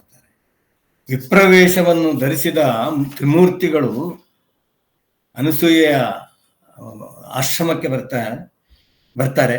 ಬಂದು ಆಕೆಗೆ ಅಂದ್ರೆ ವಟುವಾಗಿ ಬಂದಿರ್ತಾರೆ, ಏನು ಬ್ರಾಹ್ಮಣ ರೂಪಿಯಾಗಿ ಬಂದಿರ್ತಾರೆ. ಬಂದು ಆಕೆಯಲ್ಲಿ ಭಿಕ್ಷೆ ಬೇಡ್ತಾರೆ. ಅನಸೂಯೆ ಅವರನ್ನು ಗೌರವದಿಂದ ಬರಮಾಡಿಕೊಳ್ತಾಳೆ, ಅರ್ಘ್ಯಪಾದ್ಯಗಳನ್ನು ನೀಡ್ತಾಳೆ, ಭೋಜನಕ್ಕೆ ಅಣಿ ಮಾಡ್ತಾಳೆ. ಆಕೆ ಭಕ್ತಿಯಿಂದ ಬಡಿಸಿದ ಉಣಿಸನ್ನ ಉಣೋದಕ್ಕೆ ಅವರು ಒಪ್ಪೋದಿಲ್ಲ, ಬಹಳಷ್ಟು ಬೇಡ್ಕೊಳ್ತಾಳೆ ಆಕೆ. ಅವರು ಒಂದೇ ಹೇಳ್ತಾರೆ, ನೀನು ನಮಗೆ ಬಡಿಸುವುದೇ ಆದಲ್ಲಿ ಉಟ್ಟ ವಸ್ತ್ರಗಳನ್ನೆಲ್ಲ ಕಳಚಿ ಉಣಬಡಿಸಿದರೆ ಮಾತ್ರ ನಾವು ಉಣ್ತೇವೆ. ಆಕೆ ಇಷ್ಟು ಕೇಳ್ಕೊಳ್ತಾಳೆ. ಆದ್ರೂ ತಮ್ಮ ಷರತ್ತನ್ನು ಅವರು ಬಿಟ್ಕೊಡೋದಿಲ್ಲ. ವಿಧಿ ಇಲ್ಲ. ತಪಸ್ಸಿಗೆ ಕುಳಿತ ಅತ್ರಿ ಮುನಿಯ ಪಾದೋದಕವನ್ನು ತಗೊಳ್ತಾಳೆ, ಬಂದು ಈ 3 ಜನರ ಮೇಲೆ ಸಿಂಪಡಿಸಿ ನೀವು ಹಸುಗೂಸುಗಳಾಗಿ. ಆ 3 ಜನ ತ್ರಿಮೂರ್ತಿಗಳು ಹಸುಗೂಸುಗಳಾಗ್ತಾರೆ. ಅವರ ಆ ತ್ರಿಮೂರ್ತಿಗಳನ್ನ ಅಕ್ಕರೆಯಿಂದ ತನ್ನ ತೊಡೆಯ ಮೇಲೆ ತಗೊಂಡು ತನ್ನ ಎದೆಯ ರಸವನ್ನ ಅವಳಿಗೆ ಕೊಡ್ತಾಳೆ. ಹೀಗೆ ಬಾಲಕ ಅಂದ್ರೆ ಹಸುಗೂಸುಗಳು ಅನಸೂಯ ಆಶ್ರಮದಲ್ಲಿ ಬೆಳೀತಾ ಇರ್ತದೆ. ಇದೆಲ್ಲ ಆದ ಕೂಡಲೇ ಮತ್ತೆ ಚಿಂತೆ, ಲೋಕದ ಕಾರ್ಯ ನಡಿಬೇಕಲ್ಲ, ಅದೆಲ್ಲ ನಿಂತು ಹೋಗ್ತದೆ. 3 ಮೂರ್ತಿಗಳು ಮಕ್ಕಳಾಗಿ ಇಲ್ಲಿದ್ದಾರೆ. ಸೊ ನಾರದರು ಏನ್ ಮಾಡ್ತಾರೆ, ಇದಕ್ಕೇನಾರು ಒಂದು ಮಾಡ್ಬೇಕಲ್ಲ ಅಂತ ಹೇಳಿ ಅವ್ರೇನ್ ಮಾಡ್ತಾರೆ, ಅತ್ರಿ ಮುನಿ ತಪಸ್ಸಿಗೆ ಕೂತ ಅತ್ರಿ ಮುನಿ ಹತ್ರ ಬರ್ತಾರೆ. ಬಂದು ಕೈ ಮುಗಿತಾರೆ. ಅತ್ರಿ ಮುನಿ ಕಣ್ಣು ತೆಗೆದು ಏನು ಅಂತ ಕೇಳ್ತಾರೆ. ನಿಮಗೆ ಗೊತ್ತಿಲ್ವಾ, ನಿಮ್ಮ ಅನಸೂಯೆ ಜಾರಿದ್ದಾಳೆ, ಅದರಿಂದ 3 ಜನ ಮಕ್ಕಳನ್ನು ಹೆತ್ತಿದ್ದಾಳೆ ಅಂತ. ಆಗ ಜ್ಞಾನಿ, ತ್ರಿಕಾಲ ಜ್ಞಾನಿಯಾದಂಥ ಅತ್ರಿ ಮುನಿಗಳಂತಾರೆ, ಸರಿ, ಮಹಾ ತಪಸ್ವಿ ಅತ್ರಿ ಮುನಿಗಳು ಈ ವಿಷಯವನ್ನು ಅರಿದುಕೊಂಡು ನಾರದರಿಗೆ ಹೇಳ್ತಾರೆ, ನಾರದರೇ, ಲೋಕಕ್ರಿಯೆ ಸ್ಥಗಿತಗೊಂಡಿದೆ, ಆ ಬಗ್ಗೆ ನಿಮಗೆ ಗಮನ ಇರಲಿ. ಆಗ ಕೂಡಲೇ ಗೊತ್ತಾಗುತ್ತೆ ನಾರದರಿಗೆ ಇನ್ನು ವಿಧಿ ಇಲ್ಲ ಅಂತ ಹೇಳಿ ತಿರುಗಿ ಮತ್ತೆ ಆ ದೇವಲೋಕಕ್ಕೆ ಬಂದು ಆ 3 ಜನ ಪಾರ್ವತಿ, ಸರಸ್ವತಿ, ಲಕ್ಷ್ಮಿ ಅವರ ಬಳಿ ಬಂದು ವಿಷಯವನ್ನ ತಿಳಿಸ್ತಾರೆ. ನೀವು ಏನಾದರೂ ಅವರು 3 ಜನ ಅಲ್ಲಿ ಅನಸೂಯ ಆಶ್ರಮದಲ್ಲಿ ಮಕ್ಕಳಾಗಿದ್ದಾರೆ, ಲೋಕಕ್ರಿಯೆ ನಿಂತಿದೆ, ನೀವು ದಯವಿಟ್ಟು ಅನಸೂಯ ಬಳಿ ಹೋಗಿ ಪತಿಭಿಕ್ಷೆಯನ್ನ ಬೇಡಬೇಕು ನೀವು ಅಂತ ಹೇಳಿ. ಸರಿ, 3 ಜನ ಬರ್ತಾರೆ, ಆಕೆಯನ್ನ ಪರಿಪರಿಯಾಗಿ ಬೇಡಿಕೊಳ್ತಾರೆ. ಆದರೆ ಅನಸೂಯೆ ಅವರನ್ನು ಆದರದಿಂದ ಬರಮಾಡಿಕೊಂಡು ಸತ್ಕರಿಸಿ ಆ 3 ಮಕ್ಕಳನ್ನು ತೋರಿಸ್ತಾಳೆ. ತಮ್ಮ ಗಂಡಂದ್ರು ಯಾರು ಅವ್ರಿಗೆ ಗೊತ್ತಿಲ್ಲ, ಆತ ಹಸುಗೂಸುಗಳು. ಆದರೆ ಕಡೆಗೆ ಅನಸೂಯೆ ತನ್ನ ಪಾತಿವ್ರತ್ಯ ಬಲದಿಂದ ಮತ್ತು ತನ್ನ ಪತಿಯ ಪಾದೋದಕದಿಂದ ಆ ಮಕ್ಕಳನ್ನ ಮತ್ತೆ ಬ್ರಹ್ಮ ವಿಷ್ಣು ಮಹೇಶ್ವರನ್ನಾಗಿ ಪರಿವರ್ತಿಸಿ, ಆಗ ಆ 3 ಜನ ಆಕೆ ಕೇಳ್ತಾರೆ, ನಿನ್ನ ಪಾತಿವ್ರತ್ಯಕ್ಕೆ ನಾವು ಮೆಚ್ಚಿದ್ದೇವೆ, ನಿನಗೇನು ಬೇಕು ಏನು ಅಂತ. ಆಗ ಮತ್ತೆ ಅದನ್ನೇ ಕೇಳ್ತಾರೆ. ಕೋರಿಕೆಯ ಪ್ರಕಾರ ಆ ತ್ರಿಮೂರ್ತಿಗಳು ದತ್ತ ಸ್ವರೂಪರಾಗಿ ಆಕೆಯ ಮಗನಾಗಿ ಜನಿಸ್ತಾರೆ ಅಂತ ಹೇಳುವಂತದ್ದು. ಇದು ತುಂಬಾ ಜನಜನಿತವಾದಂತ ಒಂದು ಕತೆ ಅಂದ್ರೆ ನಾನು ಪುರಾಣದ ಕತೆ ಹೇಳ್ತಾ ಇದ್ದೇನೆ. ಹೀಗೆ ತ್ರಿಮೂರ್ತಿಗಳ ಮೂರ್ತ ರೂಪದ ಸೃಷ್ಟಿ ಸ್ಥಿತಿ ಲಯಕರ್ತನಾಗಿ 3 ತಲೆ 6 ಕೈಗಳುಳ್ಳ ದತ್ತಾತ್ರೇಯನ ಜನನವಾಗುತ್ತದೆ. ಹೀಗೆ ಆತನ ಮೊದಲ ಮುಖವು ಬ್ರಹ್ಮನದ್ದಾದರೆ, ಮಧ್ಯದ ಮುಖವು ವಿಷ್ಣುವಿನದಾಗಿದೆ, 3ನೇ ಮುಖವು ರುದ್ರನದಾಗಿ ಏಕಮೇವ ದತ್ತನಾಗುವನು. ಹೀಗೆ ಅತ್ರಿತನೆಯ ದತ್ತಾತ್ರೇಯ ತಾನಾಗ್ತಾನೆ. ಅವಧೂತ ಚಿಂತನ ಶ್ರೀ ಗುರುದೇವ ದತ್ತ ಅಂತ ಅನಿಸಿಕೊಳ್ತಾನೆ. ಹೀಗೆ ತ್ರಿಮೂರ್ತಿ ಭಾವಗಳನ್ನೆಲ್ಲ ಮೈಗೂಡಿಸಿಕೊಂಡು ದತ್ತಾತ್ರೇಯ ಅವತಾರವು ಭಾರತೀಯ ಪುರಾಣ ಸಾಹಿತ್ಯದಲ್ಲಿ ವಿಶಿಷ್ಟ ಸ್ಥಾನವನ್ನು ಪಡೆದುಕೊಂಡಿದೆ. ಆತ ಭಗವಂತನ ಅವತಾರ ಮಾತ್ರವಲ್ಲ, ಪ್ರತಿ ಭಾರತೀಯನಿಗೆ ಆರಾಧ್ಯನಾದ ದೈವ. ತ್ರಿಪುರಾ ರಹಸ್ಯ, ದೇವಿ ಭಾಗವತ, ಅವಧೂತ ಗೀತೆ ಈ ಗ್ರಂಥಗಳಲ್ಲಿ ಪ್ರಸ್ತಾಪಿಸಿದಂತೆ ಆತನೊಬ್ಬ ಶಾಕ್ತ ಶೈವ ಸಿದ್ಧಾಂತಗಳ ಪ್ರತಿಪಾದಕ ಮತ್ತು ಜೀವನ್ಮುಕ್ತ. ದತ್ತಾತ್ರೇಯ ಸ್ತೋತ್ರದಲ್ಲಿ ವರ್ಣಿಸಿದಂತೆ ದತ್ತಾತ್ರೇಯೋ ಮಹೋನ್ಮಕ್ತ, ಆದರೆ ಅಂತಃಸ್ವಭಾವದಲ್ಲಿ ಅವನು ಅಪ್ರಮೇಯ ಮಹಾನುಭಾವ. ದತ್ತನನ್ನು ನಾವು ಹೇಳ್ತೇವೆ ದಿಗಂಬರ ಅಂತ ನಾವು ಕರೀತೇವೆ. ಅವನನ್ನು ದಿಗಂಬರ ಅಂತ ಹೇಳಿ ನಾವು ಪ್ರಾರ್ಥಿಸ್ತೇವೆ. ಈ ದಿಗಂಬರ ಶಬ್ದದ ಅರ್ಥವ್ಯಾಪ್ತಿ ಬಹಳ ವಿಶಾಲವಾದದ್ದು. ಅಂದರೆ ದಿಕ್ಕುಗಳನ್ನು ಬಟ್ಟೆಯನ್ನಾಗಿ ಉಳ್ಳವನು ಈ ದಿಗಂಬರ. ಇದರ ಅರ್ಥ ಅಂದರೆ ಅವಧೂತನು ಎಲ್ಲ ಆಶ್ರಮಗಳನ್ನೂ ವರ್ಣಗಳನ್ನೂ ದಾಟಿ ತನ್ನಲ್ಲಿಯೇ ನೆಲೆಸಿದಂಥವನು. ಅಂಥವನಿಗೆ ಯಾವ ಕಟ್ಟುಪಾಡು ಇರುವುದಿಲ್ಲ. ಅವಧೂತನ ನೆಲೆ ಆತ್ಮದಲ್ಲಿ. ಆತ್ಮವಾದರೂ ಆಕಾಶದಂತೆ ನಿರ್ಗುಣ, ನಿರಾಕಾರ, ನಿರ್ಲಿಪ್ತ, ವ್ಯಾಪಕ, ಏಕರೂಪ, ವರ್ಗ, ವರ್ಣ ಮೊದಲಾದವುಗಳ ಕಟ್ಟುಪಾಡುಗಳನ್ನು ಅನ್ವಯಿಸಿಕೊಳ್ಳುವುದಿಲ್ಲ. ಹಾಗಾಗಿ ಆತ ದಿಗಂಬರ. ಹೀಗೆ ಇಂತಹ ಅವಧೂತ ಗುರುಗಳನ್ನು ಯಾವನು ಕಂಡುಕೊಳ್ತಾನೋ ಅವನು ಧನ್ಯ. ಅವಧೂತರ ಸಂಪರ್ಕಕ್ಕೆ ಬರುವುದೇ ಒಂದು ಯೋಗ. ಇಲ್ಲೊಂದು ಉದಾಹರಣೆ ಇದೆ, ಅದು ತ್ರಿಪುರಾ ರಹಸ್ಯದ ಒಂದು ಘಟನೆ. ಪರಶುರಾಮ ಗೊತ್ತು ನಿಮಗೆ,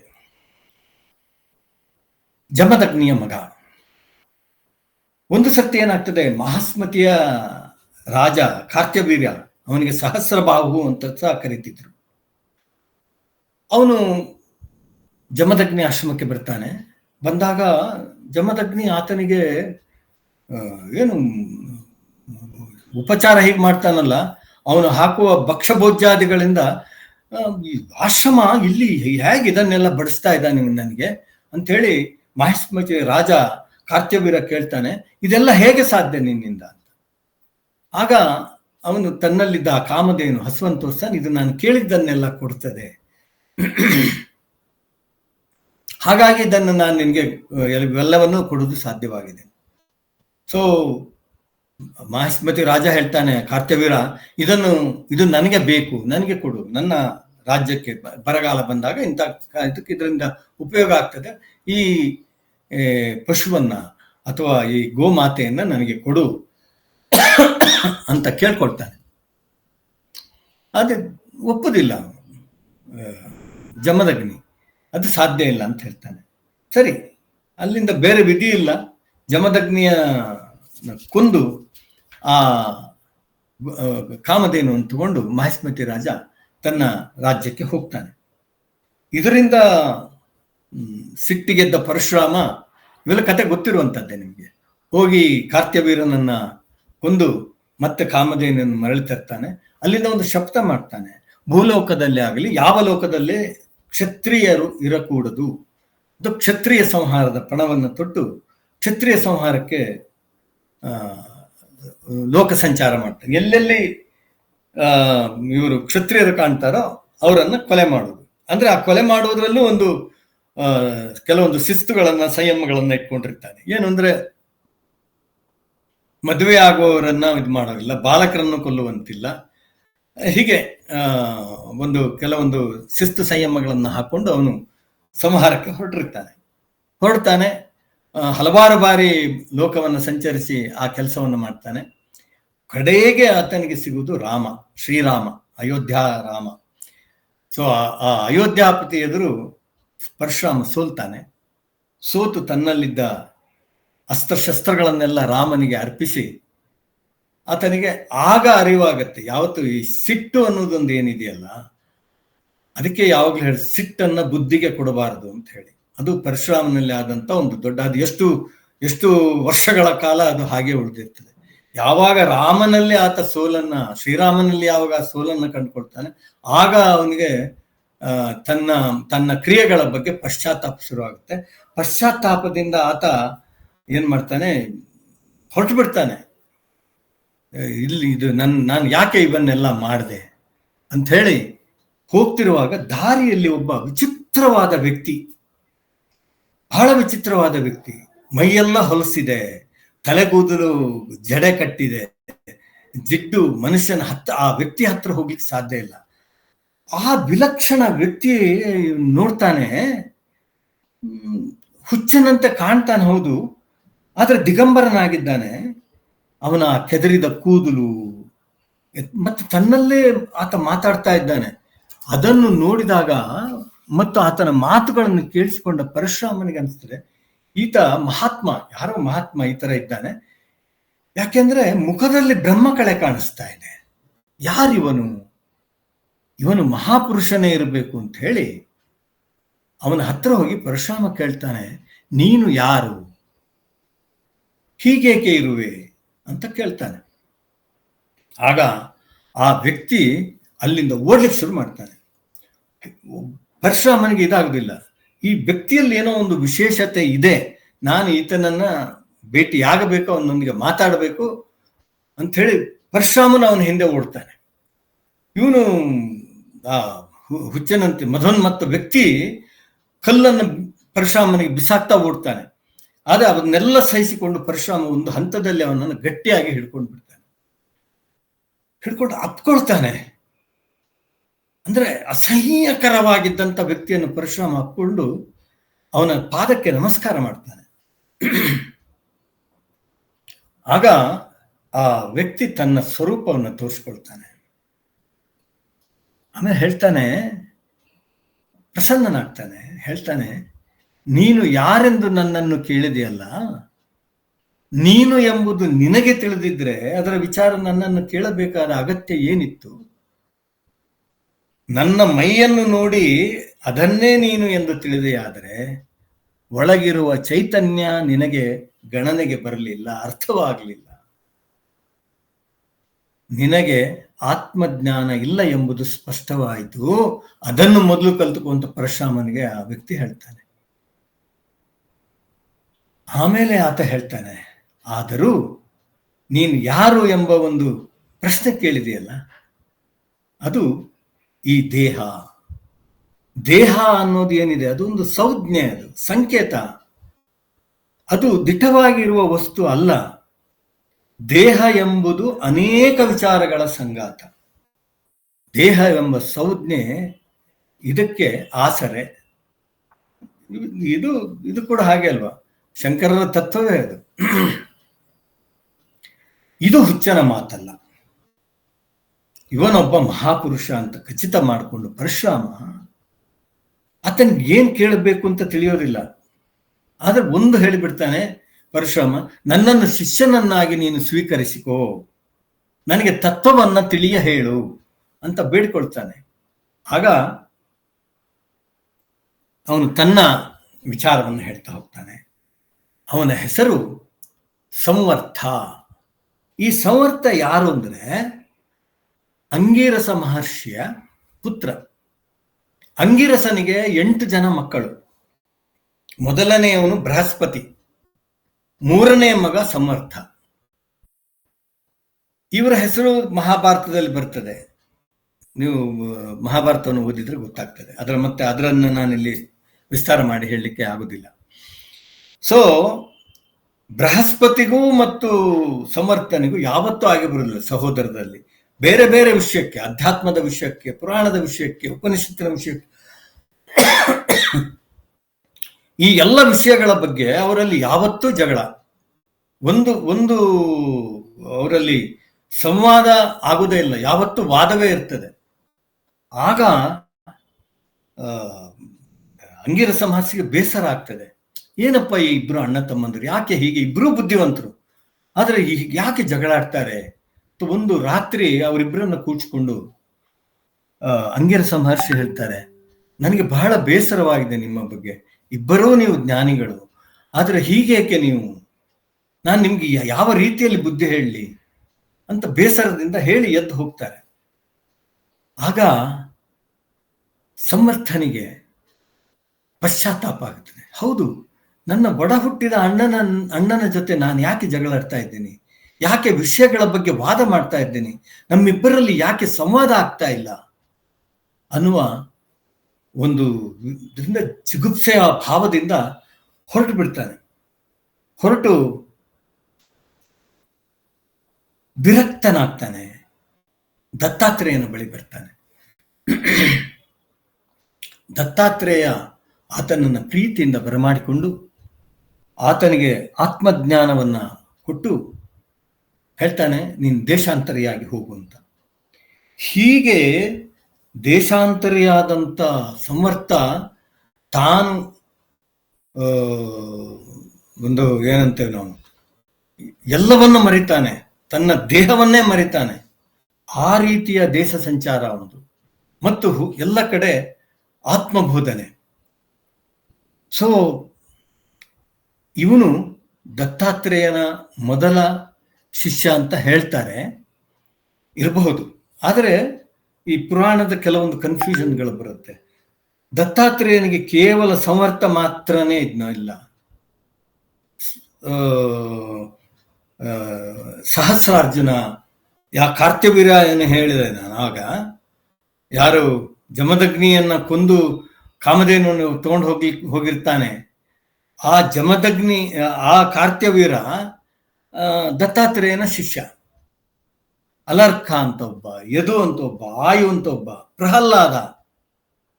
ಆಗ ಹೇಳಿದ್ನಲ್ಲ, ದತ್ತಾತ್ರೇಯನ ಹತ್ರ ಬಂದು ಅವಧೂತ ಅಂದ್ರೆ ಯಾರು ಅಂತ ಪ್ರಶ್ನೆ ಕೇಳಿದ ಸಾಂಕ್ರತ. ಇವರೆಲ್ಲರೂ ದತ್ತಾತ್ರೇಯನ ಶಿಷ್ಯಂದರು.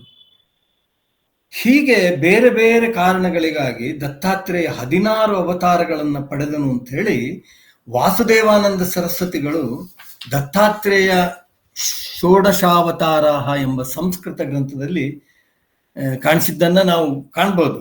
ಈ ದತ್ತ ಪುರಾಣವನ್ನು ಓದಿದ್ರೆ ಇವೆಲ್ಲ ಸಿಗ್ತದೆ.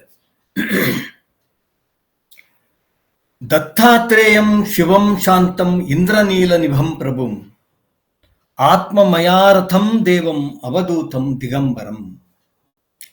ಹೀಗೆ ತನ್ನನ್ನು ತಾನು ಕೊಟ್ಟುಕೊಳ್ಳುವ ಮೂಲಕ ಅತ್ರಿ ಮುನಿ ಮಹಾಸಾಧ್ವಿ ಶಿರೋಮಣಿ ಅನಸೂಯ ದಂಪತಿಗಳ ಮಗನಾಗಿ ಅವತರಿಸಿದ್ದಲ್ಲದೆ ಎಲ್ಲಕ್ಕೂ ಅತೀತನಾದ ಅವಧೂತ ತತ್ವದ ಮೂಲಕ 3 ಲೋಕಗಳಲ್ಲಿ ಕಲ್ಯಾಣ ಕಾರ್ಯಗಳನ್ನು ಮಾಡಿದ ಭಗವನ್ ದತ್ತಾವಧೂತನಾದ. ದಿಗಂಬರನಾಗಿ ಯುಗಾಂತರದವರೆಗೂ ಹಲವಾರು ರೂಪಗಳಿಂದ ಚಿರಾಯುವಾಗಿದ್ದಾನೆ ದತ್ತಾತ್ರೇಯ ಎಂಬುದು ದೃಷ್ಟಾಂತವನ್ನು ಅನುಭವಿಸಿದ ಮತ್ತು ಅನುಭವಿಸುವವರ ಮಾತುಗಳು. ಅವನ್ನು ನಾವು ಒಪ್ಪಲೇಬೇಕಾಗ್ತದೆ. ಕಲಿಯುಗದಲ್ಲಿ ಭಕ್ತ ರಕ್ಷಣೆ ನಿಮಿತ್ತ ಮತ್ತೆ ಮಾನವ ದೇಹಿಯಾಗಿ ಅವತಾರ ಮಾಡ್ತಾನೆ ದತ್ತಾತ್ರೇಯ. ಶಾಂಕರ ದಿಗ್ವಿಜಯದಲ್ಲಿ ಆದಿಗುರು ಶಂಕರರು ದತ್ತಾತ್ರೇಯನನ್ನ ಯೋಗ ಮಾರ್ಗದ ಪ್ರವರ್ತಕ ಅಂತ ಹೇಳಿದ್ದಾರೆ. ಒಟ್ಟಾರೆಯಾಗಿ ದತ್ತಾತ್ರೇಯನ ಇತಿಹಾಸದಲ್ಲಿ ದತ್ತನ ಮೊದಲ ಮತ್ತು 2ನೇ ಅವತಾರ ಅಂತ ಹೇಳಿ ಶ್ರೀಪಾದವಲ್ಲಭ ಮತ್ತು ಶ್ರೀ ನರಸಿಂಹ ಸರಸ್ವತಿಯವರನ್ನು ಗುರುತಿಸಲಾಗ್ತದೆ. ಈ ಕುರಿತು ದತ್ತ ಭಾಗವತದಲ್ಲಿ ಇವರೀರುವರ ಜನ್ಮ ವೃತ್ತಾಂತವನ್ನ ನೀವು ಓದಿರಬಹುದು. ಶ್ರೀಪಾದವಲ್ಲಭ ಮತ್ತು ನರಸಿಂಹ ಸರಸ್ವತಿಗಳ ಬಗ್ಗೆ ಮತ್ತೆ ನಾನು ಹೇಳ್ತಾ ಹೋದ್ರೆ ಅದು ಇನ್ನು 1 ಗಂಟೆ ಆಗ್ತದೆ. ಇದು ಇಲ್ಲಿಯವರೆಗೆ ನಿಮಗೆ ಅವಧೂತ ಅಂದ್ರೆ ಯಾರು ಅನ್ನೋದ್ರ ಬಗ್ಗೆ ಒಂದು ಪರಿಕಲ್ಪನೆ ಬಂತು ಅಂತ ನಾನು ತಿಳ್ಕೊಂಡಿದ್ದೇನೆ. ನಂತರದ ಇದರಲ್ಲಿ ಶ್ರೀಪಾದವಲ್ಲಭರು ಬರ್ತಾರೆ. ಅವರ ಅವತಾರದ ನಂತರ ನರಸಿಂಹ ಸರಸ್ವತಿಗಳು ಬರ್ತಾರೆ. ನರಸಿಂಹ ಸರಸ್ವತಿಗಳ ನಂತರ ಮಾಣಿಕ ಪ್ರಭುಗಳು ಬರ್ತಾರೆ. ಹೀಗೆ ದತ್ತಾವತಾರದ ಅಂತ್ಯ ಇಲ್ಲ ಅನ್ನುವಂತಹದ್ದು ಒಂದು ಭಾವ ಇವತ್ತಿಗೂ ಇದೆ. ಅದನ್ನು ನಾವು ಆಸ್ತಿಕರಾದಂತ ನಾವು ಅದನ್ನು ಒಪ್ಪಲೇಬೇಕಾಗ್ತದೆ. ಸೊ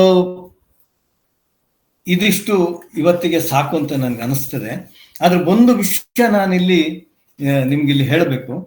ಅದು ಯಾವುದು ಅಂತ ಹೇಳಿದ್ರೆ, ಈ ನರಸಿಂಹ ಸರಸ್ವತಿಗಳು ಮತ್ತು ಶ್ರೀಪಾದ ವಲ್ಲಭರು ಇವರು ಪುರಾಣದ ವ್ಯಕ್ತಿಗಳೇ ಅಂತ ಹೇಳಿದ್ರೆ ಅಲ್ಲ ಅಂತಾರೆ. ಯಾರು ಅಂದ್ರೆ ಖ್ಯಾತ ಇತಿಹಾಸ ತಜ್ಞ, ಇತ್ತೀಚೆಗೆ ಅವರು ತೀರ್ಕೊಂಡ್ರು. ಅವರ ಹೆಸರು ಡಾಕ್ಟರ್ ರಾಮಚಂದ್ರ ಚಿಂತಾಮಣ್ ಢೇರೆ ಅಂತ ಹೇಳಿ.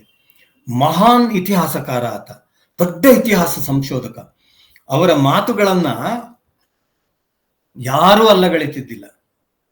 ಒಂದು ಸಣ್ಣ ಉದಾಹರಣೆಯನ್ನ ನಾನು ನಿಮ್ಗೆ ಕೊಡ್ತೇನೆ.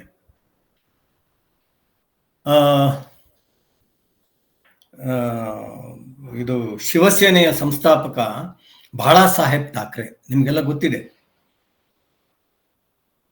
ಅವರು ಈ ಕನ್ನಡದ ವಿರುದ್ಧ ಎಲ್ಲ ಹೋರಾಟ ಮಾಡಿದವರು. ಕನ್ನಡಿಗರನ್ನು ಮಹಾರಾಷ್ಟ್ರದಿಂದ ಹೊರಗೆ ಓಡಿಸ್ಬೇಕು ಅಂತ ಹೇಳಿ ಇದು ಮಾಡೋದಕ್ಕೆ ಶಿವಸೇನೆಯನ್ನು ಸ್ಥಾಪನೆ ಮಾಡ್ತಾರೆ. ಅದು ಮುಂದೆ ಕಾಲಾನುಕ್ರಮದಲ್ಲಿ ಅದು ಹಿಂದೂಗಳ ಒಂದು ಬೆಂಬಲಕ್ಕೆ ನಿಲ್ಲುವ ಒಂದು ಪಕ್ಷ ಅಂತ ನಾನು ಹೇಳೋದಿಲ್ಲ. ಪಕ್ಷ ನಂತರದಲ್ಲಿ ಆಗ್ತದೆ. ಅವ್ರ ಕಾಲದಲ್ಲಿ ಅದೊಂದು ಏನಂತೇವೆ ನಾವು, ಒಂದು ಪ್ಲಾಟ್ಫಾರ್ಮ್ ಆಗಿತ್ತು. ಸೊ ಆ ಸಂದರ್ಭದಲ್ಲಿ ಚಿಂತಾಮಣ್ ರಾವ್ ಢೇರೆಯವರು ಒಂದು ದೊಡ್ಡ ಸ್ಫೋಟ ಮಹಾರಾಷ್ಟ್ರದಲ್ಲಿ ಮಾಡ್ತಾರೆ.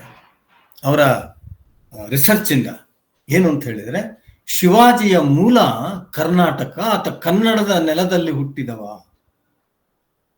ಆತನ ಜನ್ಮಸ್ಥಳ ಸೊರಟೂರು ಅಂತ ಹೇಳಿ, ಶಿರಹಟ್ಟಿಯ ಬಳಿ ಸೊರಟೂರು ಅಂತ ಒಂದು ಇದೆ, ಅದು ಅವನ ಜನ್ಮಸ್ಥಳ. ಅದು ಮೊದಲೇ ಗೊತ್ತಲ್ಲ, ಮರಾಠಿ ಜನರಲ್ಲಿರುವಂತ ಭಾಷಾ ಒಂದು ಅದನ್ನ ಅಂಧತೆ ಅಂತ ನಾನು ಹೇಳಬೇಕು ಅಥವಾ ಗೊತ್ತಿಲ್ಲ ನನಗೆ, ಆದ್ರೆ ಅಷ್ಟು ಭಾಷಾಭಿಮಾನಿಗಳವರು. ಅವರು ಮಹಾರಾಷ್ಟ್ರದಲ್ಲಿ ದೊಡ್ಡ ಗದ್ದಲಾಗ್ತದೆ. ಆಗ ಎಲ್ಲ ಬಂದು ಬಾಳಾ ಸಾಹೇಬ್ ಠಾಕ್ರೆ ಹತ್ರ ಹೇಳ್ತಾರೆ, ನೋಡಿ ಈ ತರ ಶಿವಾಜಿ ಕನ್ನಡದವನು ಅಂತ ಹೇಳ್ತಾ ಇದ್ದಾರೆ. ಯಾರು ಹೇಳಿದ್ದಾರೆ ಹಾಗೆ ಅಂತ ಬಾಳಾ ಸಾಹೇಬ್ ಠಾಕ್ರೆ ಹೇಳ್ತಾರೆ. ಹಾಗೆ ಎಲ್ಲ ಬಂದಂತ ದೊಡ್ಡ ದೊಡ್ಡವರೆಲ್ಲ ನಾಯಕರುಗಳು, ಇಲ್ಲ ಚಿಂತಾಮಣ್ ರಾವ್ ಡೇರೆ ಹೇಳಿದ್ದಾರೆ. ಬಾಳಾ ಸಾಹೇಬ್ ಠಾಕ್ರೆ ಅಷ್ಟು ದೊಡ್ಡ ಮರಾಠಿ ಭಾಷಾ ಹೋರಾಟಗಾರ, ಚಿಂತಾಮಣ್ ರಾವ್ ಡೇರೆ ಹೇಳಿದ್ರೆ ನಾನು ಅದನ್ನ ಅಲ್ಲಗಳೆಯುವುದಿಲ್ಲ. ಅವನು ಎಲ್ಲಿ ಹುಟ್ಟಿದ್ರೇನು, ಅವನು ಹೋರಾಟ ಮಾಡಿದ್ದು ಮರಾಠಿ ಅಸ್ಮಿತೆಗೆ, ಹಾಗಾಗಿ ನಾನು ಅದನ್ನ ಅಲ್ಲಗಳೆಯುವುದಿಲ್ಲ. ಹುಟ್ಟಿರ್ಬೋದು ಕರ್ನಾಟಕದಲ್ಲಿ, ಆದ್ರೆ ಅವನು ಬೆಳೆಸಿದ್ದು ಮರಾಠ ಸಾಮ್ರಾಜ್ಯವನ್ನ, ಅದನ್ನ ನಾವು ಮೊದಲಿಟ್ಕೊಳ್ಳೋಣ ಅಂತ ಹೇಳಿ ಅವರು ಆ ಹೋರಾಟವನ್ನ ನಿಲ್ಲಿಸಿಬಿಡ್ತಾರೆ ಬಾಳಾ ಸಾಹೇಬ್ ಠಾಕ್ರೆ. ಅಂದ್ರೆ ಡೇರೆಯ ಸಂಶೋಧನೆಯ ಬಗ್ಗೆ ಇದ್ದಂತ ಕಾನ್ಫಿಡೆನ್ಸ್ ಬಗ್ಗೆ ಇಲ್ಲಿ ನಾನು ಹೇಳಿದ್ದು. ಹಾಗೆ ಅವರು ಇಲ್ಲಿ ಅವಧೂತ ಸಂಪ್ರದಾಯಗಳ ಬಗ್ಗೆ ಸಂಶೋಧನೆ ಮಾಡಿ ಹೇಳ್ತಾರೆ.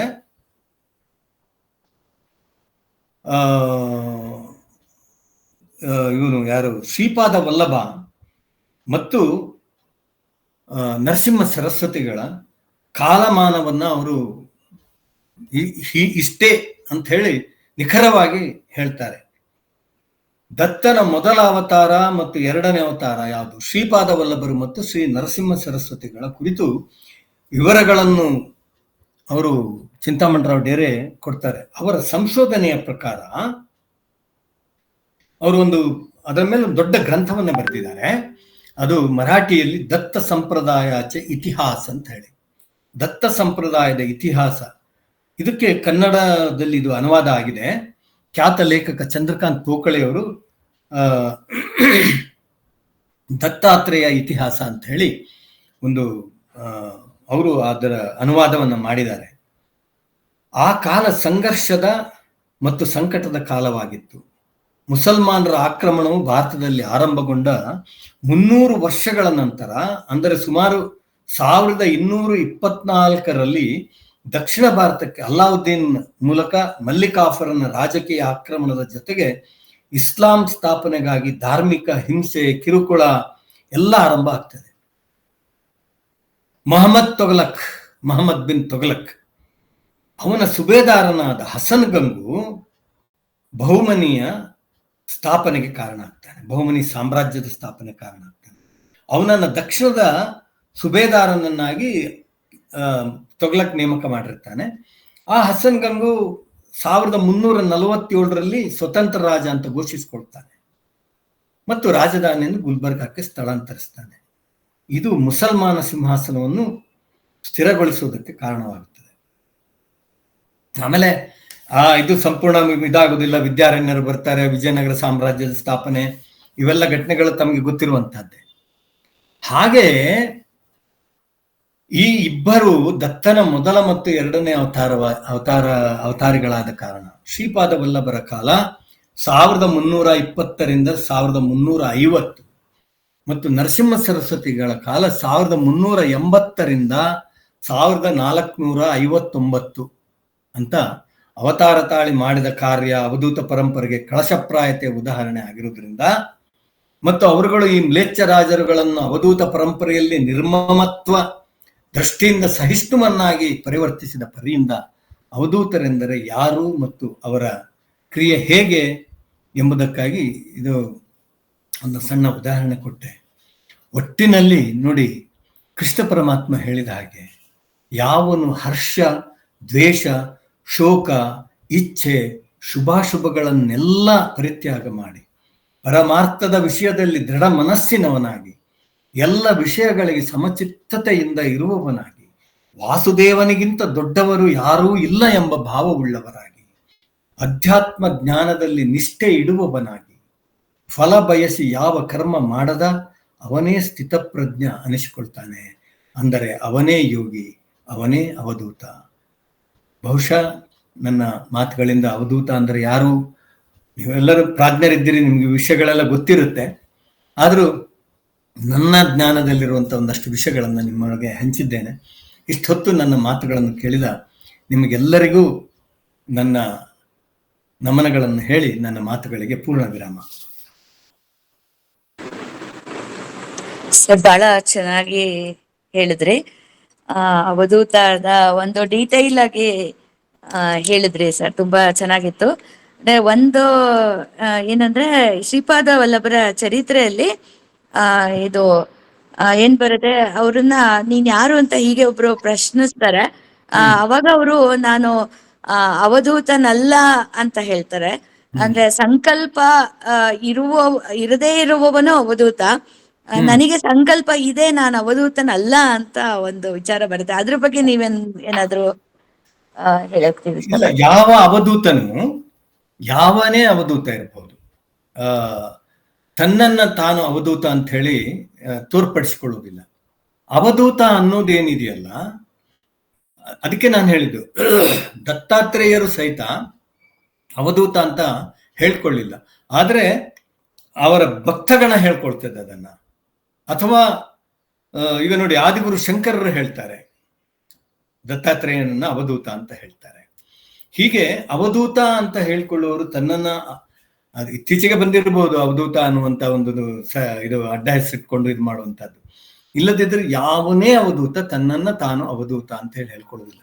ಇದುವರೆಗೆ ನಾನೀಗ ಏನು ಹೇಳಿದ್ದು, ಶ್ರೀಪಾದ ವಲ್ಲಭರನ್ನಾಗ್ಲಿ ನರಸಿಂಹ ಸರಸ್ವತಿಯವರನ್ನಾಗ್ಲಿ ಅವರನ್ನು ಅವಧೂತರು ಅಂತ ಭಕ್ತಾದಿಗಳು ಹೇಳಿದ್ದ ಕಾರಣದಿಂದ ಅವಧೂತ ಅಂತ ಹೇಳಿ ಹೇಳಬೇಕಾಯ್ತ ಹೊರತು ಅವರು ಯಾರೂ ತಾವು ಅವಧೂತರು ಅಂತ ಹೇಳಿ ತೋರ್ಪಡಿಸಿಕೊಳ್ಳಲಿಲ್ಲ.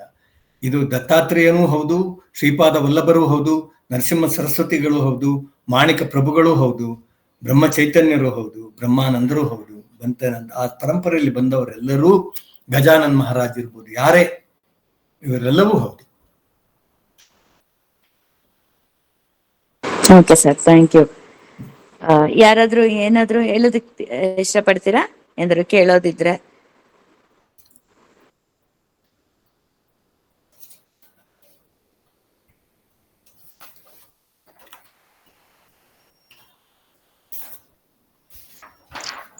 ಹಲೋ ಹಲೋ, ನಮಸ್ಕಾರ. ಶ್ರೀಪಾದ್ ಅವರು ಹಲೋ, ನಮಸ್ತೆ ಸರ್. ಸರ್, ಹೌದು, ಅವಧೂತರ ಬಗ್ಗೆ ನೀವು ಹೇಳಿದ್ ತುಂಬಾ ಚೆನ್ನಾಗಿತ್ತು. ನಿಮ್ಮ ಉಪನ್ಯಾಸ ಬಹಳ ಹೃದಯ ಸ್ಪರ್ಶಿಯಾಗಿತ್ತು. ನಿಮಗೆ ಅಭಿನಂದನೆಗಳನ್ನು ಸಲ್ಲಿಸಿ.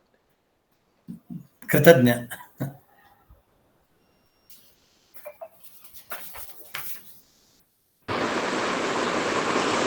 ಇನ್ಯಾರಾದ್ರೂ ಮಾತಾಡ್ತೀರಾ?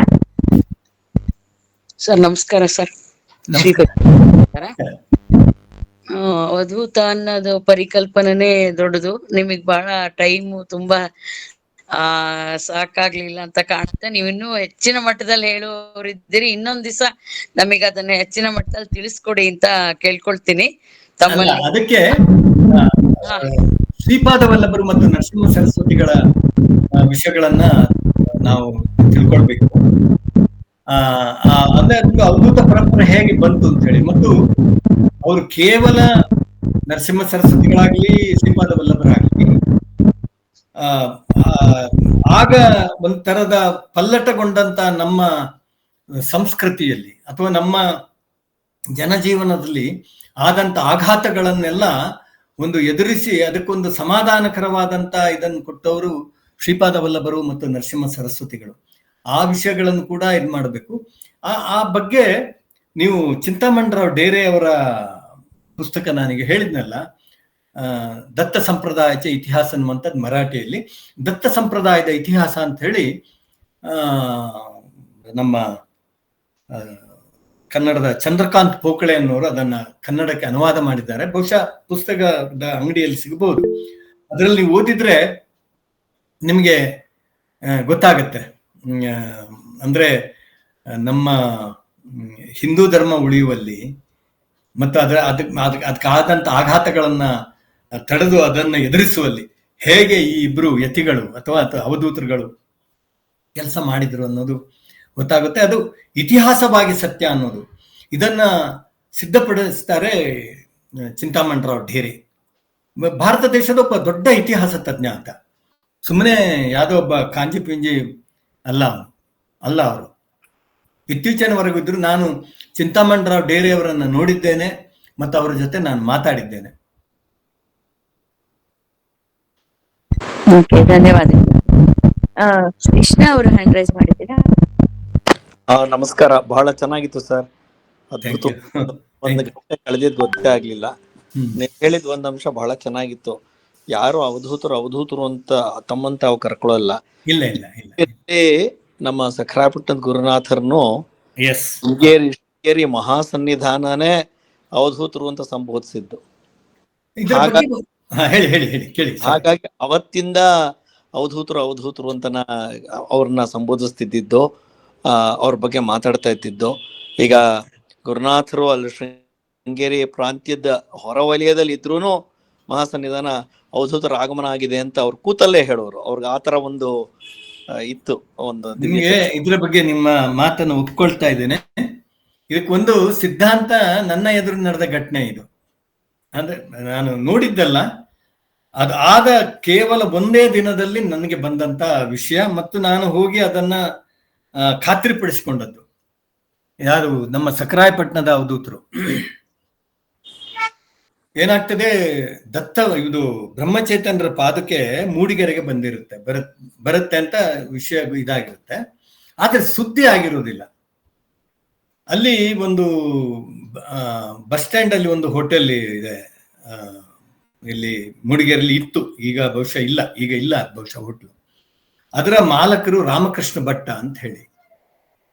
ಅವರು ಬ್ರಹ್ಮಚೈತನ್ಯರ ಅನನ್ಯ ಭಕ್ತರು. ಆದ್ರೆ ಅವ್ರಿಗೆ ಗೊತ್ತಿರೋದಿಲ್ಲ ಪಾದುಕೆ ಮೂಡಿಗೆರೆಗೆ ಬರ್ತಾ ಇದೆ ಅಂತ. ಅವರು ಆ ದಿವಸ ಏನಾಗತ್ತೆ ಅಂತ ಹೇಳಿದ್ರೆ, ಸಖರಾಯಪಟ್ಟಣದ ಅವಧೂತರು ಮೂಡಿಗೆರೆಗೆ ಬಂದಿರ್ತಾರೆ ಅಂದ್ರೆ ಅವರ ಒಂದು ಜ್ಞಾನ, ಅದು ದಿವ್ಯ ಜ್ಞಾನ. ಅದು ಬಂದು ಈ ರಾಮಕೃಷ್ಣ ಭಟ್ರ ಮನೆ ಬಡಿತಾರೆ. ರಾಮಕೃಷ್ಣ ಭಟ್ರಿಗೆ ಹೇಳ್ತಾರೆ, ಏನೋ ಮೂರ್ಖ, ಇನ್ನು ಮಲ್ಕೊಂಡಿದಿ, ಹೇಳು, ಬ್ರಹ್ಮಚೈತನ್ಯರ ಪಾದಕ್ಕೆ ಬರ್ತಾ ಇದೆ ಅಂತ. ಆಶ್ಚರ್ಯ ಆಗ್ತದೆ, ಯಾರಿಗೂ ಗೊತ್ತಿರೋದಿಲ್ಲ. ಕೂಡ್ಲೆ ಅವ್ರು ಏನ್ ಮಾಡ್ತಾರೆ, ರಾಮಕೃಷ್ಣ ಭಟ್ರು, ಏನ್ ಪಾದಕ್ಕೆ ಬರ್ತದೆ ಅಂತ ಹೇಳಿದ್ರೆ, ನನ್ಗೆ ಗೊತ್ತಿದೆ, ಮೊದ್ಲು ನಿನ್ ಮನೆಗೆ ಬರುತ್ತೆ ಪಾದಕ್ಕೆ. ಅವರು ಗಡಿಬಿಡಿಯಿಂದ ಹೆಣ್ಮಕ್ಳೆಲ್ಲ ಎದ್ದು ತರಾತುರಿಯಿಂದ ಎಲ್ಲ ವ್ಯವಸ್ಥೆ ಬರ್ತದಿಲ್ಲ ಪಾದಕ್ಕೆ ಅಂತ. ಅವ್ರು ಹೇಳಿದಂತೆ ಯಾರಿಗೂ ಗೊತ್ತಿಲ್ಲ ಪಾದಕ್ಕೆ. ಅವರು ಇದು ನಡೆದ ದೃಷ್ಟಾಂತ. ನನ್ಗೆ ಇನ್ನೂ ಅದು ಹೇಳುವಾಗ ಮೈ ಜುಮ್ ಅಂತೆ. ಆ ಪಾದಕ್ಕೆ ಬಂದು ಅಲ್ಲಿ ಸ್ಥಾಯಿ ಮಾಡ್ತಾರೆ. ಅಲ್ಲಿ ಅದಕ್ಕೆ ಮಾಡಬೇಕಾದಂತ ಎಲ್ಲ ಇದು ಪಾದ ಪೂಜೆ ಎಲ್ಲ ಮಾಡಿ ಅದನ್ನ ರಾಮಕೃಷ್ಣ ಭಟ್ರು ಕಳಿಸ್ಕೊಡ್ತಾರೆ. ಆಮೇಲೆ ರಾಮಕೃಷ್ಣ ಭಟ್ರು ಆವತ್ತು ಸಖರಾಯಪಟ್ಟಣದ ಗುರುಗಳನ್ನ ಅಪ್ಪಿಕೊಂಡವರು ಅವರ ಸಾವಿನವರೆಗೂ ಅವರನ್ನ ಬಿಡಲಿಲ್ಲ. ಅವರು ಏನೇ ಇದಂದ್ರು ಸಖರಾಯಪಟ್ಟಣದ ಇದಕ್ಕೆ ಹೋಗ್ತಾ ಇದ್ರು. ಆ ರಾಮಕೃಷ್ಣ ಭಟ್ರ ಬಾಯಿಂದ ಕೇಳಿದ ಮಾತು ಹೇಳುವಾಗ ಅಳ್ತಿದ್ರು ಅವ್ರು ನನ್ನ ಹತ್ರ. ಇದಕ್ಕೆ ಹೇಳೋದು ಅವಧೂತ ಅಂತ ಹೇಳಿ ನಾವು. ಅದಕ್ಕೆ ನಾವು ಯಾರೋ ಏನೋ ಮಾತಾಡಿದ್ರೆ ಅದಕ್ಕೆ ಯಾರನ್ನು ನಾವು ಬಹಳ ಕ್ಷೀಣವಾಗಿ ನೋಡಬಾರ್ದು, ಅಲ್ಲಗಳೆಯುವ ಪ್ರವೃತ್ತಿಗೆ ಹೋಗಬಾರ್ದು. ಅಂತವ್ರು ಹೇಳುವ ಮಾತುಗಳನ್ನ ಕೇಳಿ ಅದನ್ನು ಗ್ರಹಿಸುವ ಮಟ್ಟಕ್ಕೆ ನಾವು ಹೋಗ್ಬೇಕು. ನಾವು ಅದನ್ನು ಗ್ರಹಿಸದೆ ಏನೋ ಮಾತಾಡಿಬಿಡ್ತೇವೆ ನಾವು. ಅದರಂತ ದೊಡ್ಡ ಮೂರ್ಖತನ ಇನ್ನೊಂದು ಯಾವುದೂ ಇಲ್ಲ. ಯಾರೇ ಆಗ್ಲಿ ಅಲ್ಲೊಂದು ಏನೋ ಒಂದು ದೈವಿ ಸ್ವರೂಪ ನಾವು ಕಾಣ್ತೇವೆ. ಅದು ಗೊತ್ತಾಗಿದ್ದು ನನಗೆ ಈ ಘಟನೆಯಿಂದ.